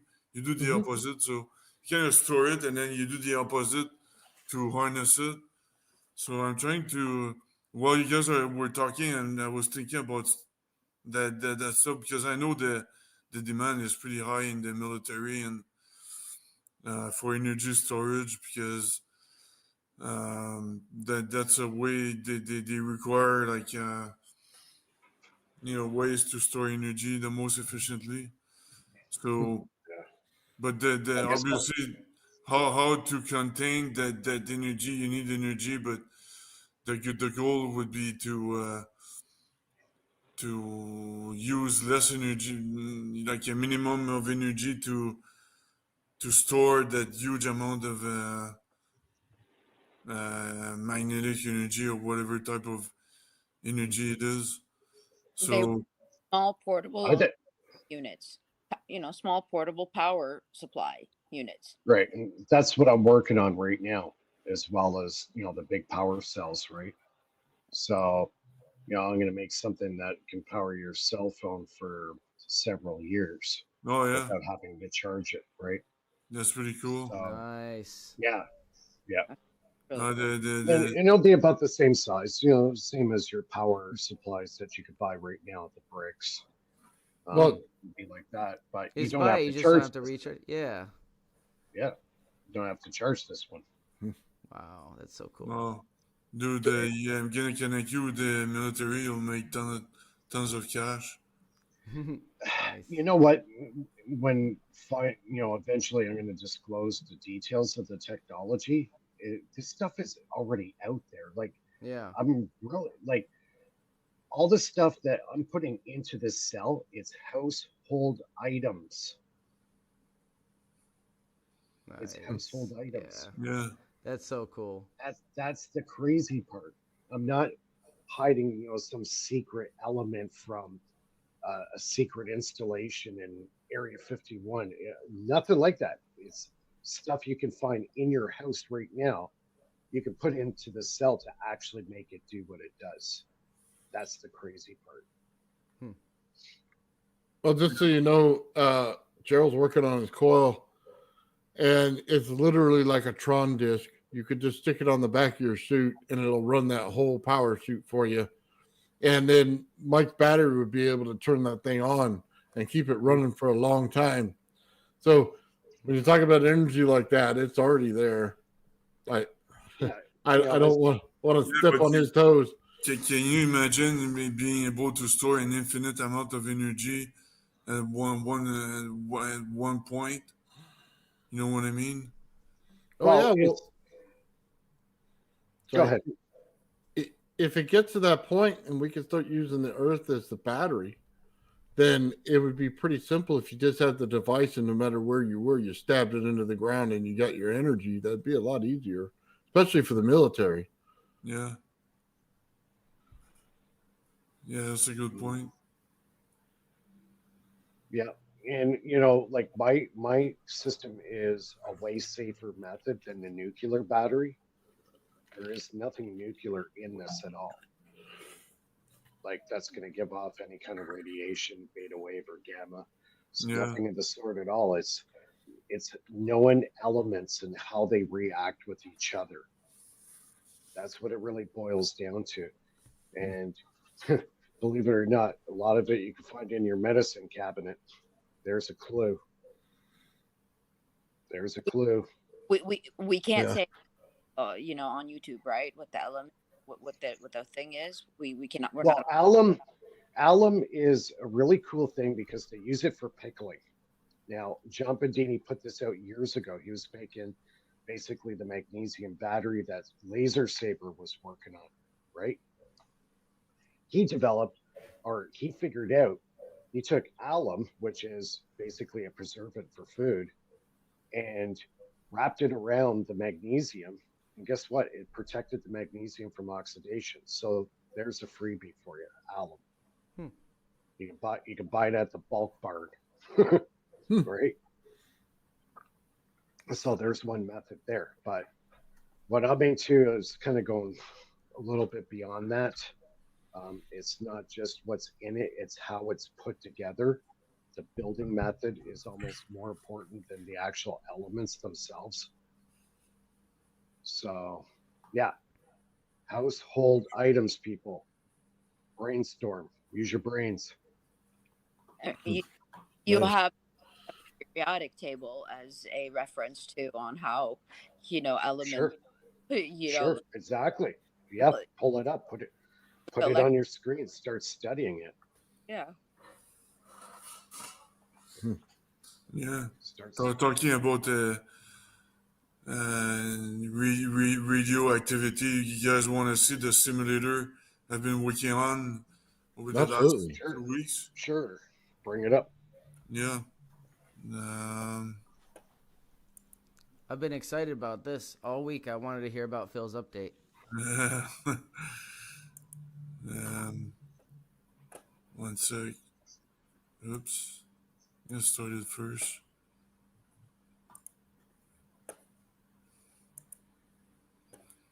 Okay, and présenter. I don't know why it's in French. So I never selected French. You're French, so you're okay. Yeah, it reads. It figured it out on its own. Window Faraday share. Uh, can you see my screen? Yep. Yep. Yep. So that's my simulator I've been using in the past for a perihelion precession, light bending, Big Bang, galactic rotation curve, the Pioneer anomaly, and the nuclear forces. Before I click the tab, I want to show. I just want to tell you that you'll see two atoms of carbon colliding. So carbon has six protons and six neutrons, with almost six electrons rotating around. And I'm using my theory to represent the strong force and the weak force, and the electric and the gravity force. So here are the two atoms colliding with the electrons around. So boom, they collided. But another point is these are not like balls of pool. They're like they're kind of energy. They kind of they're not really balls of pool that bounces off each other and things like that. They're just points of energy. So if we zoom in after the collision, you see the proton, which is in red, the neutrons are in yellow, and the electron in blue. But the proton is kind of splitted. They're kind of sliced um, from the nucleus. It's kind of sliced after the collision, and it's you see the proton is kind of drifting away from the nucleus after the collision. But that makes sense because the only thing that was affected is the electric charge, the electric field. The neutron is neutral, so it's not affected. So not the proton is kind of drifting away because of the electric field difference that it was just subject to. So if I can speed it up here by 10 times, 100 times, so you see that it's being rescaled, it's rescaling on its own. But you see that the proton is drifting away, and at the quantum level, the quantum level is different because I can represent the nuclear forces correctly, but at the quantum level, I have problems because these are quarks. Quarks are repelled.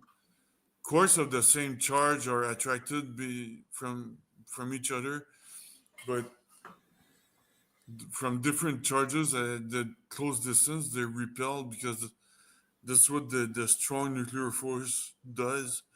It repels quarks of the same charge at close distance. So the standard model has something going on, and I need to study it further. Um, but there's something going on there. The standard model is something quarks should represent inside a neutron and a proton, but they're kind of repelled. They're grouped. The same charges are grouped together, and different charges are repelled. So I need to figure this out. But at least I got the nuclear forces done correctly here. The nuclear fission and the that's a start. So yeah, that's what I want to share. And if I can represent it correctly, um, using a simulator, then we won't need to pay for these huge particle accelerators that cost trillions of dollars for the taxpayers and things like that. So Yeah, uh, it's cool. I like that. yeah, so my goal is to simplify, do that type of research they do in particle accelerators, that we could do it at home using a simulator. And the code is all open source. I can share you the link. Sure. Put it in the chat. Everybody, live chat's open. It's going good. Keep it up. A lot of good chats going on. I'm trying to post this. When the two carbon atoms smash, do any of them lose their electrons? Yeah, the electrons, you could see them just orbiting. They're kind of adapting automatically on their own. But it's kind of slowed down. The simulator is kind of the time frame is very slow, but the electrons are rotating a lot faster than what you just saw. And But they're not in a stable orbit anymore, you know? yeah, they can get the atoms can get ionized very easily. That's funny. I cannot post the GitHub the link. I'll put it here, but I cannot post it in the public chat.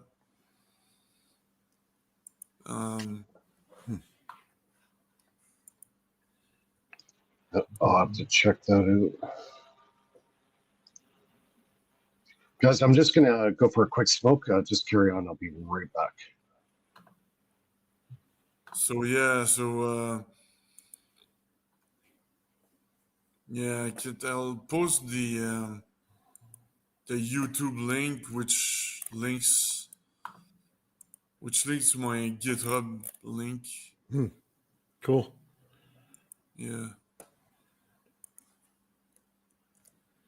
Man, I think I was targeted at once with those things.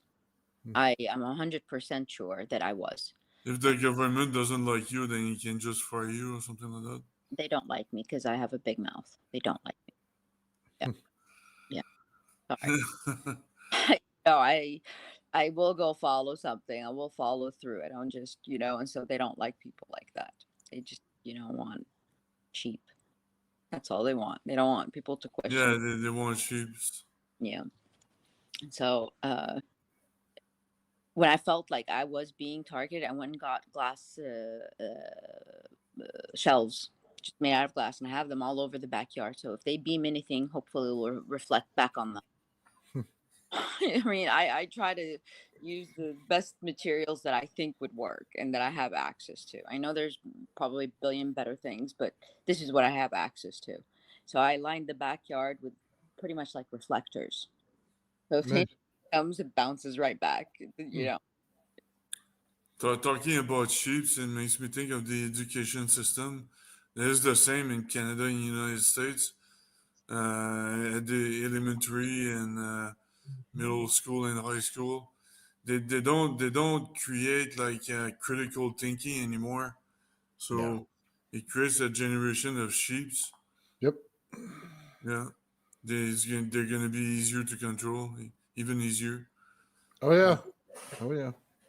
My kid had the science project, and she was telling me that she needed to list from A to Z different scientific words. So as she was going through the list, I was giving her different words.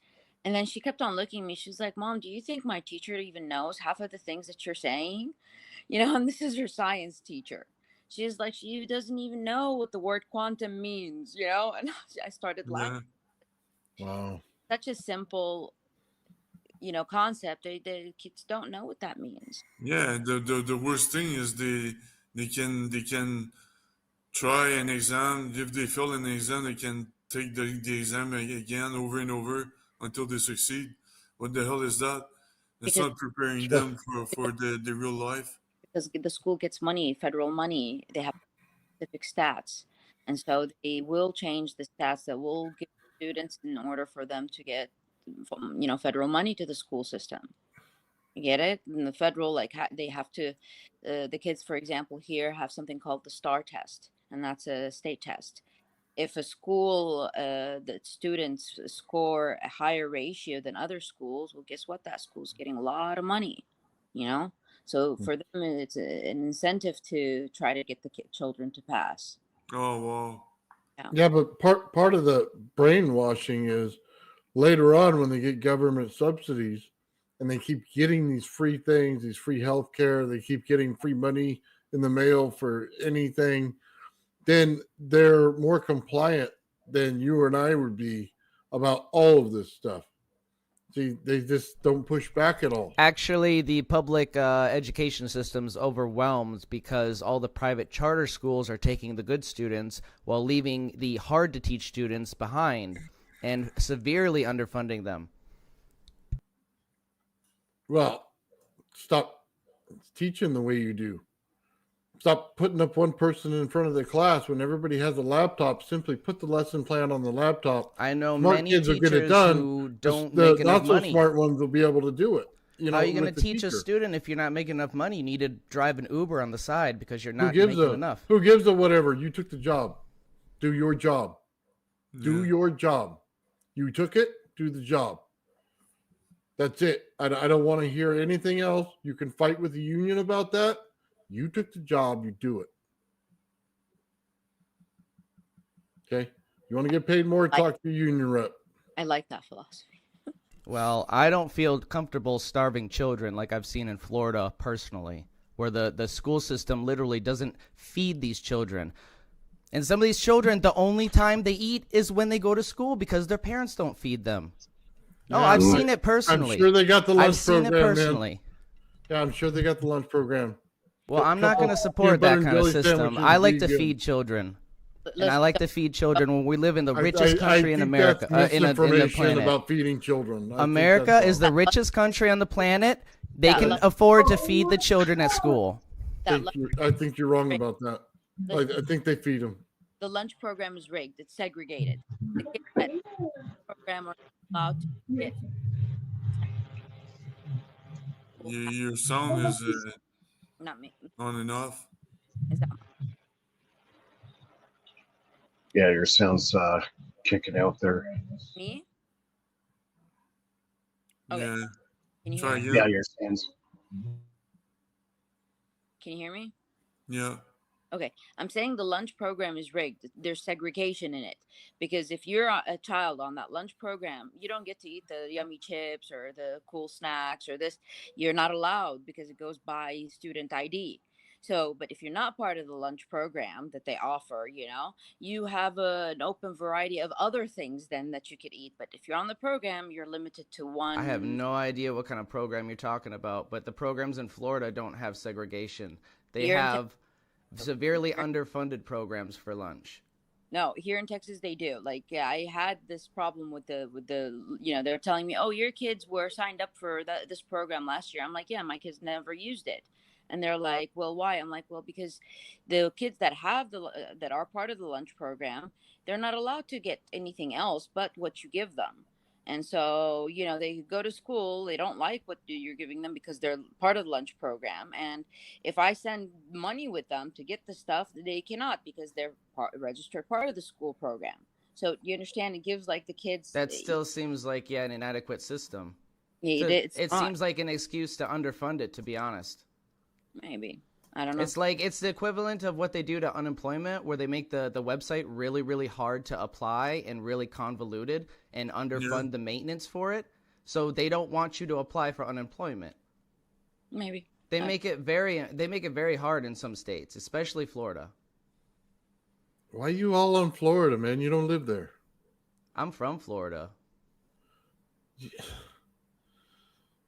Dude, I don't think it's as bad as you think it is. I grew up in California on the school lunch program. Okay, for summer school and regular school. How many years ago was that, though? How many years ago was that? About 20 years ago. Exactly.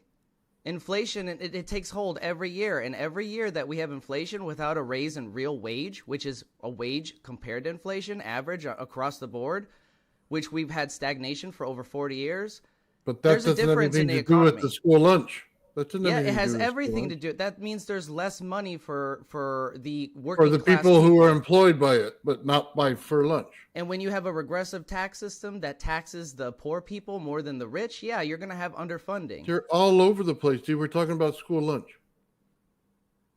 No, this is all really relevant, actually. Not really. Not when it comes to school lunch. They get a certain amount given to them by the taxes, what and then they're funds, able to make yeah, lunch. taxes fund. That's what lunch ladies do. Taxes fund the lunch, but if you're not taxing the rich and you're leaving that tax burden onto the poor with a regressive tax system, the burden is on the working class. Still has nothing to do with school lunch. School lunch is a lunch lady making horrible tasting pizzas. Okay, you're not getting that's the what point. it is. You're not getting the point. Sure, I am. You want to talk about wages, but we're not talking about wages. We're talking about school lunch. It has everything to do with wages and taxation. No, it doesn't. Yes, it does. It's I'm all sorry, related. it does not. I don't care how much the teacher makes. It's irrelevant to how much food they get. How much wealth the working class has nothing to do with how much gosh. they can feed themselves? Really? Okay, guys. Okay, guys. School lunch and school lunch, not how much they get paid, what car they drive, Yeah, or they get with a public Prius or a taxes Tesla. for the working class by the working class. Oh my if they have no God. money to feed You're, themselves, how are they like going to off feed themselves? subject big time, dude. We're just talking about school lunch. Yeah. Okay. It's Free Energy Friday. Let's kind of get back into the right area. You can agree to disagree. That's fine. But yeah, let's kind of curve back into what we were talking about before. Amen.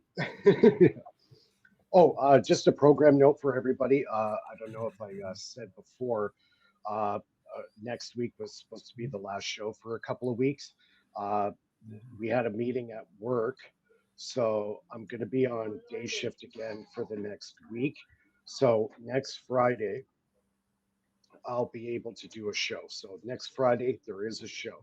After that, I'll be on afternoons probably for a couple of weeks. So I'll be like a couple of weeks off. So yeah, we got one more week after this, so we can get some stuff going. I'm going to be going on Nathan's channel probably in the next week, doing my full disclosure on the pulse motor or the Renegade device. And so it's probably going to be a Sunday, I believe we were talking offline there. So you can tune into Open Man Builds and watch my exclusive presentation. Mike, if you think about your little device, it's not little, it's a very important device. It could be put on those RVs as a current, for sure, energy source. Yeah. You know, like anything sure. you need to Exactly. manufacture. If you patent it, you say, you know what, this is the new power You can supply. put them on. You can put them on satellites. You can use it to power the space station. Go in remote areas where you don't have access to resources to make power. Right. Yeah. So I use these things, not like you guys like the whole military stuff and weaponry and this and that. I like more the practical use of everyday humans. Exactly. How can they use this? Like say for a camper, how say somebody who likes to live off the grid or somebody that likes to go camping in remote areas where, in your demographics, solar panels not really feasible, right? So yeah. I mean, there's the less maintenance to it, way less maintenance than the whole solar panel system. Like you're not having things that might crack or break, or the surface of the solar panels, or they might get weaker through time. This one is it's a whole one piece unit. well, like the solar panels, apparently they have a lifespan of like 25 years. So depending on when they were built, yeah. So like these cells are good, they're replaceable. Also working on a way of after the cell dies off, an actual agent that I could actually inject into the device to actually get it going again for, say, another year or so to get more life out of it. So we've been looking at a lot of different scenarios of how the power cell is going to operate. But right now, we're shooting at 2 to 5 years life. So That's a long time. That's 5 years, you know, for well, well, practical. That's a very good time. I mean, if it could like more, remember yeah, that remember that little cell that I showed you guys, a little while back, the little tiny one. yeah. I logged how much power that thing actually produced in 1 month. It made over 4 kilowatts. That little tiny little cell, 4 kilowatts of power. Oh yeah, that's pretty cool. Yeah, Dude, I could and use it for my anti-gravity device easily. I have an effect with 150 amps with a few volts, let's say 200 watts. But if I had like kilowatts, dude, I yeah. could have like a big Well, proportion right there. see what my cells are actually designed to do is charge a battery bank. So if you get four, Power Queen lithium iron phosphate batteries, hook that to a 4 kilowatt inverter, you'll have all the power you need. The best thing is when you stop using your device, my cells are now recharging those batteries. So you come back the next day, they're fully charged, ready to go again, Cool. and and you can do it off the grid. There's no charging of my device whatsoever. They're Speed self-charging. up your development, dude. I wanna buy your device. Yeah, well, I'm working on it. I've got the good prototype, design of the cell made now. Very easy construction, very economical. I think that was one of the big things too, is making it economical. Because like, if I made one cell and it costs over $200 to build, well, that's not really feasible, right? Now I'm getting it to around $50. So if I could build a cell for $50 and do a 25 or even a 40% markup, it's still affordable for the consumer, and I'm making a bit of a profit there. So Yeah, but you just need to buy it once and it lasts forever. Is that it? I'm hoping 2 to 5 years. Yeah, Oh, that's two what it to five years. I mean, think Yeah, about two to those five. like the cell phone cases that have the pre-built power bank in them. You know, to give you like you buy the phone case that has the built-in battery. Those cases just and you still have to charge that power bank. That's right. You know that That's case. right. It's like $100 for those things. Right. I mean, This yeah, thing but you this thing you don't charge. exactly. So you just have to figure out the does it interfere with the cell phone signals if you put it in such close proximity, your device, if No, no, and no. It's not creating an EMF. I've already tested it for that. That's why I got the Geiger counter now. I want to test it for radiation level, which I'm pretty sure it's nothing. But you have to check this stuff. You don't know, right, until you test it. So yeah, I'm not throwing this big giant spark gap, so I don't really have to worry about it kind of radio emissions coming off it. But yeah, I mean, if you think about it, it's like buying.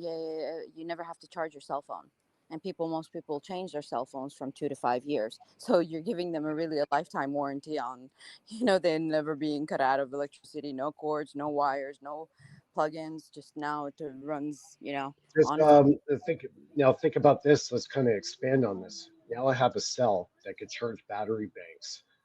Hook that up now to a Bitcoin mining system. Now you don't have to pull power off the grid to run your mining system for Bitcoin.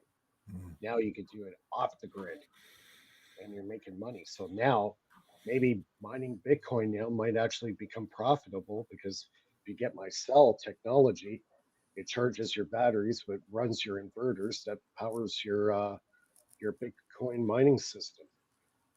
Mike, I think you've hit a really, really important topic. You know? Yeah.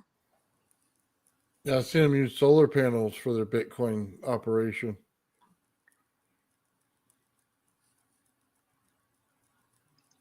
Yep, and these cells, believe it or not, I've said a few times before, but I'll say it again. If you put your hand on the cell, the power goes up.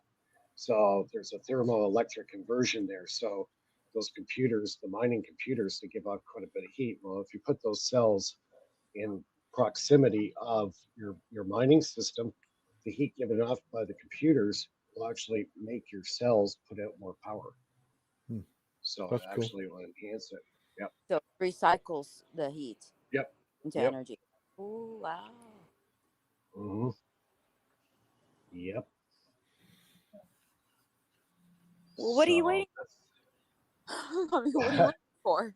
it's money. It's money. My Okay, my partner's already what my is it? partner. Prototype it. Well, the prototyping is the testing, right? The actual R&D of it. You know, my partner's already dumped $9,000 into this stuff. So, and we haven't made a cent yet. So he's putting up quite a bit of money here to get all the materials we, excuse me, that we need to do the R&D. So yeah, it's already almost $10,000 investment already. So How much do you think you would still need to have a solid unit in working condition? Like well, what you can actually replicate by manufacturing. hopefully by the new year I'll have a system up and running and testing. Uh, you know, like I can't speed up the future, so it's hard for me to say all these cells will last 5 years or they'll last 10 years. I'm hoping they'll last 2 to 5 years, but I won't know until 2 to 5 years down the road because you know what I mean. Like I can't. It's like I'm trying to predict the future, but I can't. No, So you predict the future and you do sell it, and then if anybody has a problem, it fails, you replace it because you're continuously right. updating the Well, there'll technology. be yeah. We're planning to have somebody do a beta test for us. So they'll be running a refrigerator and maybe a couple computers, you know, something like that, and have it running. So if we have a good beta test out there, we can go and check on the machine periodically to see how it's performing. And that's part of the reason why I wanted to get the Raspberry Pi hooked up to the system so I can monitor all the stuff that's going on with the system. So yeah, there's still a lot of work to do. Still a lot of work to do on it. You know, Well, you should start with creating a company too, because if eventually you want to create it as yeah, a, that- you know, like a company, yeah, their yeah. share. We already know all this, Lulu. We've talked with my partner about this. There's a lot of stuff we're planning behind the scenes. So yeah, we're well aware of that. So There's I'll some be interested. there's some organization they're gonna pay 50% of your expenses, like NRC or things like that. They can help you in with grants if after they evaluate your project, and then they can pay 50% of your expenses. Yeah, see, like, is it a private grant or is it a government grant? It's a government funding. They pay 50% of your expenses, and Yeah, within their I might look into that down the road. I'll have to talk to my partner about that. Maybe that's something we could do, or at least look into it. I can put you in touch directly with them. It takes a long time to talk to NRC, but I can put you in touch with some people there. Yeah, yeah. I guess we would have to do a huge business proposal and all that kind of stuff, which that is completely out of my league. No, you just need to do a financial projection, like a little table with how much you project making with that. Yeah, Like a small but business. You know. Well, I know there would be a few companies kind of PO'd at us, like Duracell and Energizer might not be too thrilled with us. Yeah. So, Somebody's got to evolve this population into the next phase of the future. You know, somebody's got to do it. yeah, You know, but then Oh, we're against the big banks agenda again. say that again. We're against the big banks agenda. Yeah, but one of them will eventually cave and want to, get on our side because they see the future. You know, they could stay in their classical way of thinking. The end, they'll just their whole financial system will rot. As an idea. I don't think they care. Your best shot is to sell it to a military, thing and let them use it because it'll never get out to the commercial market if the bigger companies start lawsuiting you every day for the technology. Yeah. Nobody has that technology. Yeah, but nobody has that kind of money to fight it either. Doesn't You know what I mean? like okay, if it doesn't exist as a product, then who's gonna say what? It doesn't exist. You're the first person that made it, into a living thing. Oh, I understand. It's not Oh, that I disagree with it. like, whoever brings an idea to life gets the credit. Simple. I think what's more important is how you deploy it. So we have a plan on deploying this stuff covertly, so it doesn't hit the mainstream news, so to speak. Hmm. So Yeah, you but need an there, underground network. Man, yeah, I could blow this thing up commercially, like probably nationally within a few months and globally within 6 months. Kidding me? no, we would be attacked so fast. No. We have to deploy it covertly. We got to hit certain markets. We've already discussed all that, what markets we can deploy it covertly so it doesn't hit the mainstream. The second it hits the mainstream, then all these guys will come out of the woodwork and want a piece of you. You're just setting yourself up for a failure, right? I tend to agree with Nathan on that. They'll take you to court and they'll make you submit just by your costs to be fighting it in court, right? Yeah, you'll they'll dry you up. They'll drain your money just by bringing you to court. Yeah, get a big fat government grant. You know what I mean? Get them to pay quite a bit for the research and then pay you for when it's done. And just keep collecting and build whatever the next technology is and sell them another technology after that.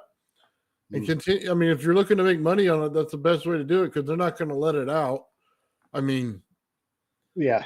But make your money if that's what you're in for. So go for it. You know what I mean? That's the Well, people yeah. to give you the Well, money. we kind of realize there's only so far we will be able to go with it. So it's a matter of getting it out there and people aware of the technology. So, like I'm not the only guy working on this stuff. There's probably hundreds, maybe thousands of people worldwide working on similar technology, but Mhm. have never got it out, right? They're aware of it, but they've never got it out. They might have working prototypes, stuff like that. I know of two guys right now that have something similar to what I'm working on, but that's all I know as far as in the alternative energy stuff, right? Hmm. But yeah, it's complicated, Lulu. Like Nathan said, the best way to deploy it's like give it to the military first, and then eventually, maybe, hopefully, by an act of God, it might actually get out, right? Where's the fun they hold things? Where's That, the that's having levitating cars within the next 5 years? yeah, but that's what I'm doing. I'm talking Yeah. directly with the military, so I don't waste my time with people. Unless you put it as a contingency, we want to have a futuristic public use for it. Yeah, military could use the technology, but we want everybody actually to enjoy it as well. You know? Yeah, but we cannot be. That's the problem. we want to act like a good Samaritan, but it doesn't work that way. It's a two-way road. You got to pick the fork you're going to go down. Either you want to make money, or you get it out for free. Both. So I want both. you can't have both. You get Both. one. Either you're going to make your money, or you're going to get it out for free, and that's it. And you just decide where your priorities lie and go with it, and everybody would be happy. Hard question. Very hard question. I mean, it's nice to have money, but it's also nice to invent something that everybody knows. I agree. Look what they did to Tesla. Perfect example right there. He Yeah. spent more time in the court system than he did in the lab. But money comes and goes, but recognition, once it comes, that's it. It doesn't go, you know? Like, that's for life. You have that honor, you know, that you invented this.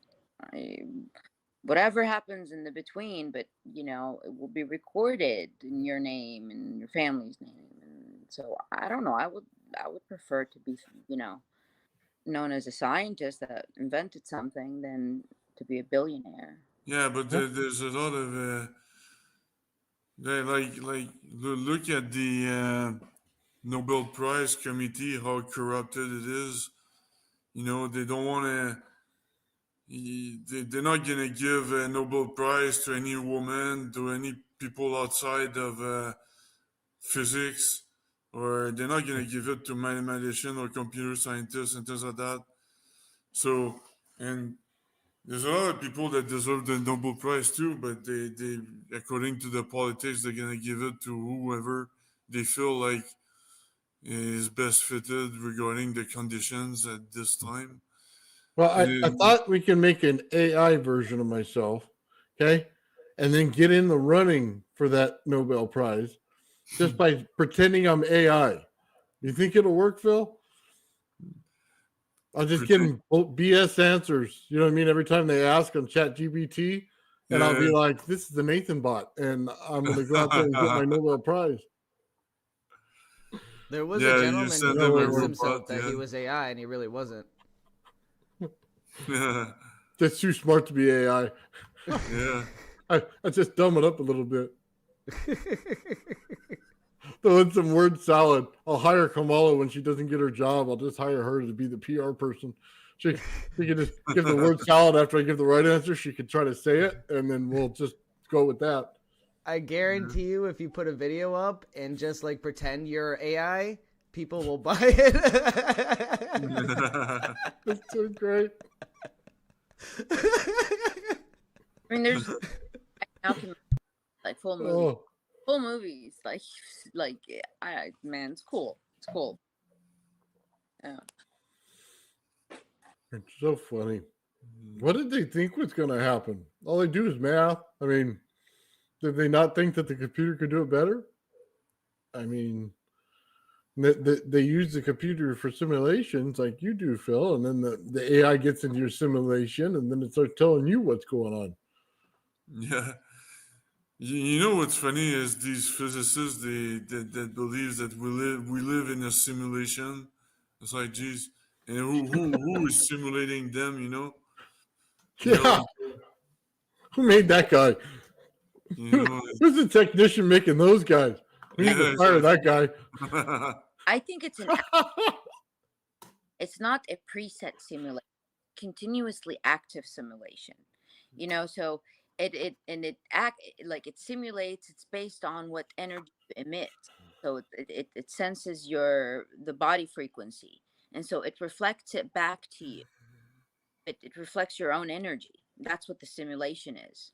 You know, it's a constant reflection of thought. You know, like I wouldn't think of it like this. When you think of something, then you see it in your observable universe, and you're like, is that a coincidence, or, you know, how did that come about? Well, it's the universe creates. No. Is that Mike? I don't know. Yep. I'm here. I think there's some resonance. Your resonance noise is in the microphone or something. Oh, yeah, it's probably my wife and her Netflix. Okay. But Somebody sabotage your system. is the reflection. No, no sabotage tonight. Oh. Man, I got these things on like full blast so I can hear you guys. And then, like, as soon as that extra noise comes in, man, it's like killing me. I apologize. It's all good. Yeah. So Phil, when is your trip to Texas? Yeah, December 2nd to December 6th. Okay. So Oh, I very need to good. pay. I need to pay for the hotel on Monday, and I'll get the plane ticket. So I get that ready. And oh yeah, I need to. I need to do research a little bit more on my technology because I'm gonna talk about anti-gravity, high temperature electrolysis, energy teleportation, and force fields. So I still need to do research on high energy high temperature electrolysis because I know there are other companies are already doing that, and I need to study how they're doing it, and and things like that. So, but yeah, just it's very early stage of my on my research on that, but I'm gonna pretend to. Well, I'm pretty much advanced in anti-gravity. I did the the experiment already, but I did the basic experiment on electrolysis. I know the energy teleportation is gonna work because I don't invent anything, and but the force fields, it's kind of I didn't test. I didn't have a chance to test it because I don't have superconductors or anything like that in high dense electric currents, but um, I'm pretty sure it's gonna work because it's kind of all of my experiments so far worked. So that's the only experiment I didn't do yet, but it it has to work. You know what I mean? So so yeah, but the military, they're so in the U.S. they're so much interested into innovation that even if I don't have like a big giant lab behind me to support me, they still want to hear about it. They want to hear about my you know the new stuff that I have in mind or that I'm proposing. Hmm. So Cool. that's why it's cool. That's why I love that's what I hate about the Canadian military is that they're not gonna help you out with groundbreaking, innovative research. They're just gonna wait that the U.S. military has it first, and then they're gonna copy it. You It's know? not going to happen. It's not going to happen with a Trudeau government. I'll tell you that right now. As Yeah, nothing's gonna happen with the Trudeau government. Uh, Yeah. as a scientist, Phil, do you would you get in trouble in Canada if you present a device for another country's Department of Defense? I don't give a shit. Honestly, I don't care. Like, I don't care. I know they have a the how do you call that exchange the like ITAR that limits what you can do. Well, it's more for weapons. ITAR, it's more for weapons. Well, what I'm working on is not on weapons at all. But it can be used for weapons. Energy teleportation, I guess it could be used for weapons, but that's not my intent. My intent is just to get something up and running. as fast as possible. And I'm not going to get that done here in Canada, especially not Quebec. I did present my project in some incubators in Quebec and said, oh, it's an idea. It's not an idea. I've been working on that for 15 years. You know, it's not like I just woke up this week with that idea in mind. You know, they don't, they're not very proactive for that type of stuff. You know, so that's what I don't like about Canada when it comes to innovation. They just copy United States.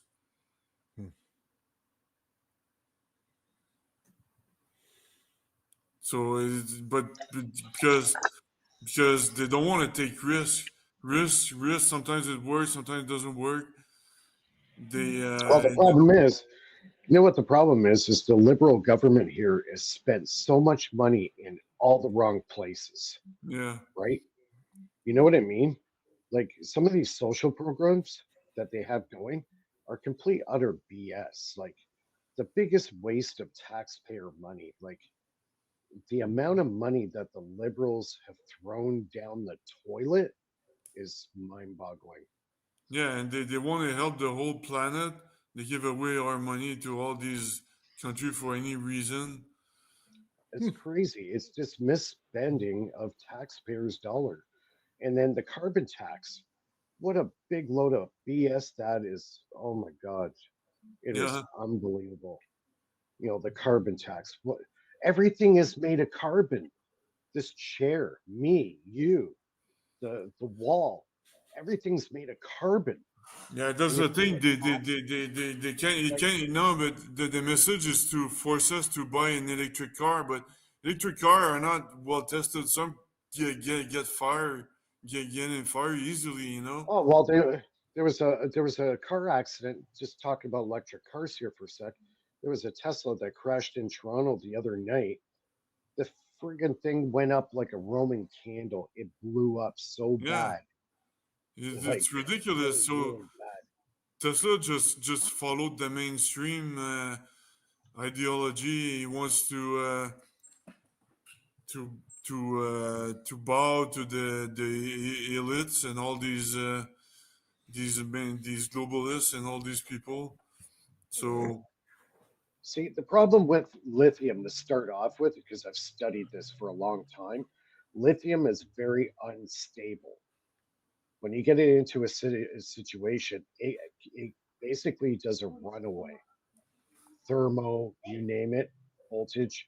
It's a bad scene. It's like a nuclear reaction going off inside the battery. yeah, But my battery that I'm working on is super stable, super stable. Most of the elements inside there are extremely stable. Some stuff can be flammable at certain heat, certain heat temperatures. Okay, granted. But lithium, something goes wrong. The wrong heat gets exposed to too much heat or gets jarred the wrong way. You're looking at an explosion. yeah.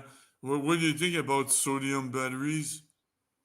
That is probably one of the best that I've seen in a long time.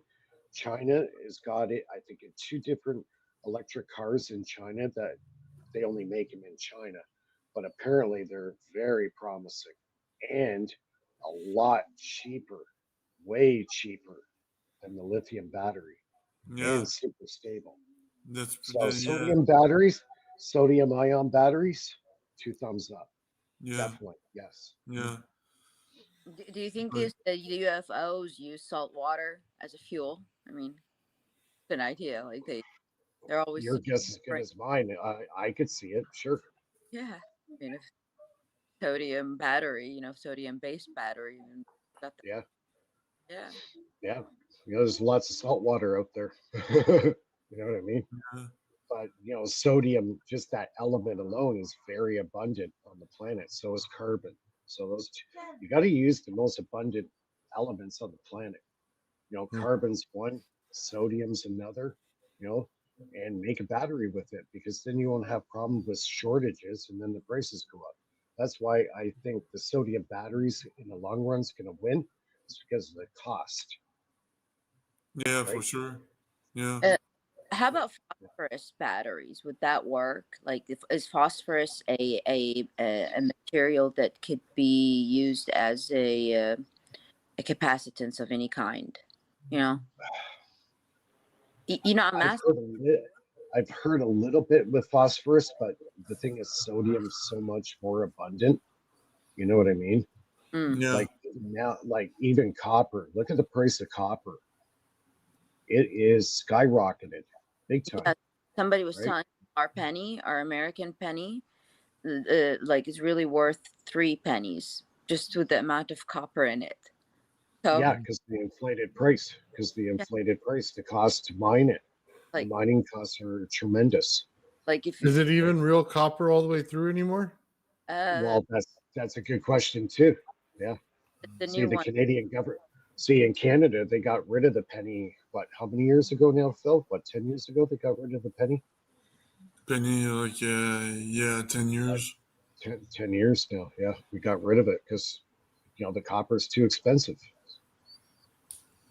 Yeah, well, not only that, you guys have inflation way like crazy prices compared to what we have here. Oh yeah, I think. Well, yeah, the U.S. too, but yeah, we've got pretty high inflation.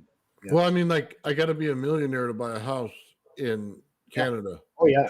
Oh yeah. Anywhere in the greater Toronto area, you have to have, a down payment of, I think it's 20% of $1 million. So any young person coming out of college, university, or, uh, a lot of them can't afford. They won't even qualify with banks, right? Because the banks, they put you on their new thing called a stress test. So they see what your annual income is versus, your costs and all that stuff. But because everything's so hyperinflated, gas and food and all the commodities we need, a lot of those young people coming out of college and university that want to buy a house, they don't even qualify with the bank. They can't pass that stress test. Yeah. So, yeah, it's very unfortunate. so the age would be like for people to build that normally, like you're talking closer towards 40, between 35 and 40 maybe. Yeah. Mm-hmm. Yeah. Buying a house at 20, 25 years old, that's disappearing big time. That's disappearing. Yeah, it just seems like they want to put everybody in a shoebox in a big city. Yep. And awful. Yeah, especially the town I live in, you should see all the condos going up, all the apartments. They're going up like wildfire. Because they're less. Oh yeah, I heard that's what Trudeau wanted. He wanted to increase the housing prices because he got some houses himself. He want to resell. So by increasing the prices, he's gonna make a fortune out of it. God, So that's terrible. And they should, if you go into government life, they should seize all of your assets right then and there, and only let the government pay for whatever you are doing in the office. Okay, but you're never allowed to touch your assets. You won't get a Nancy Pelosi situation where her husband's like the best stock trader on the planet that never misses, and get something like that. I think they should just seize it all. If you go into public life, you don't get to, yeah, there's they'll a hold reason, it for you, but there's you're a not reason allowed she to was the use Speaker it. of the House. She was good at that insider trading. Oh yeah, but it's the same thing. It's the same thing with the illegal immigrants flooding in Canada while Trudeau was here. Well, he's still here, but because these illegal immigrants they need housing, so the demand increases, so the availability reduces, and then the prices go up. So it's the same thing. That's what he wanted. Trudeau is smart enough to profit for himself. That's for sure. well, yeah. But what happens if they get somebody in that's not like him and they kicks everybody out? Then the houses are inflated, and then there goes your whole market right down the tube. because then the government won't be paying for them to stay in the houses anymore. Then they'll be empty. Then they'll need to be filled, and then there'll be a giant price drop. So, yeah, if you guys get a different government, then you get ready for it, because we're about to go through it here. Well, I think they're the about big to deport millions. Well, I think what's going to happen here is a lot of foreclosures and a lot of bankruptcies are starting to happen, corporate and civil. Yeah. And that's put a stunt on the growth of the inflation of homes. So now that $1 million house now has gone down 23%. So people are starting to lose some equity in their homes now, right? Can the loss be tax deductible? I'm not an expert on that, so I'm not going to give a. I really don't know. Like here in the States, depreciation also has a tax reduction value, you know, when something depreciates. So you still Yeah, I think there is. I'm pretty sure there is something like that there. Yeah. I do recall because I do my own taxes every year. So I've seen that in there, depreciation of assets or properties. Yep. So benefit from the difference, because you know when you're at this bracket and then you have to pay this much, but then you lost this much, so they take away from whatever you lost, and they I think that's all under the capital gains tax. Yeah. So yeah, they have a big thing inside, the but tax. this is you have to be making money in order for you to benefit. Otherwise, you don't. Yeah. So, Yeah, exactly. Yeah. So, like say like a 2-bedroom apartment in my hometown, guess how much it costs? Probably like $3,000 or more. Not that high. It's $2,000 a month for a 2-bedroom apartment in my hometown. That's what I'm paying here in Montreal. Yeah. Here 2 to 3. So that's about 1,800 US for a 2-bedroom. Wow. Yeah, it's about the same here. Yeah, about the same. 1,800 to Yeah, 2. It affects everybody. Well, the latest on our government situation is now the Liberal Party is now questioning Justin Trudeau and his own party now. So it looks like some of his members of his party are now questioning his position. So there was a big meeting today with the Liberal Party to maybe spark an early election. Yeah, I don't know. You guys can't get rid of him when he starts praising Nazis. I don't know what you're going to have to do. He starts running around his little spangly outfits and then blackface. Yeah. And everything he stands against, he's doing. And it's like, are you serious? And you still can't get rid of him? He's like the stain in your shorts you can't wash out. Yeah, I was going to say more like a hemorrhoid. Yeah. It's so bad. Yeah. He like breaks every rule, and he has a big crap-eating grin on his face when he does it too. You just want to, I won't say it. remember Mike, when he was calling, when there was a trucker convoy, he was calling the unvaccinated in general, a small fringe minority. Yeah. I still remember that, huh? Yeah. Oh yeah, don't worry. That's a lot of countries took notice to that whole scenario that happened in Ottawa. Man, but they did such a media blackout on it. It was like up to the people on the ground and people that they knew to. It would like all broadcasting channels like did a complete blackout on it. It was well, you should have seen what he did. He seized their bank accounts and a whole bunch of stuff. Oh yeah, like I'm surprised you guys aren't saluting him with the one arm in the air, if you know what I mean. Yeah. After that, I heard one of the truckers was saying, you know, that they took this contract thinking that they were doing the world a good, you know, by transporting the vaccines. They didn't know that the vaccines were actually, you know, harming people. And we Well, can't talk about that. okay, yeah, never Yeah, mind. just stay away from that. Never mind. please. Sorry. I don't want to get a strike. Apologies. I was Yeah. talking, you know, when you say Anyways, we're at the top of the hour, or we're gonna call it quits for the night. I think everybody's tired. I got the black circles. I couldn't even, you know, with the computer technology today, I can't even hide my dark circles under my eyes. Yeah. So just for note, next week we will have a show next Friday night. So if you tune in, we will be doing a live show at 9 o'clock Eastern. Don't forget to tune into Philip's YouTube channel and also Nathan's and Ben. They all have YouTube channels. Check it out. And thanks everybody for a great discussion. And we'll see everybody next week. Thank Thank you you. very much. Take it easy. Have a good night, everybody. Take care, guys.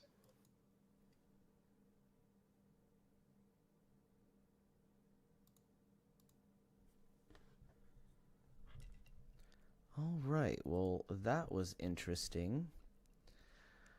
Well, I'm going to end the stream because I'm getting tired. But I appreciate everybody for stopping by. Thanks for all the love in the chat and all the support. I will be back on maybe not tomorrow, maybe Sunday. So I'll see you guys later. Peace.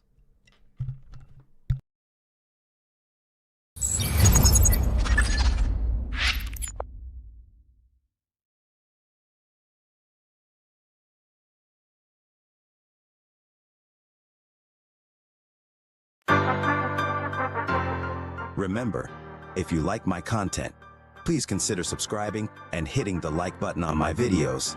Comments and any form of engagement dramatically help us break through the YouTube algorithm. I also have a website with research on the Thunderstorm engine, plasmoid technology, and do-it-yourself guides for Malcolm Bendel's retrofit, courtesy of Jordan from Alchemical Science and the Martin Fleischmann Memorial Project. Check out my store for exclusive merchandise along with our forum, where you can post questions, share videos, and join in the community to help destigmatize all forms of forbidden knowledge. Don't forget to check out Jordan's channel Alchemical Science and Bob Grenier from the Martin Fleischmann Memorial Project YouTube channel. They're on the cutting edge of cold fusion technology. More updates on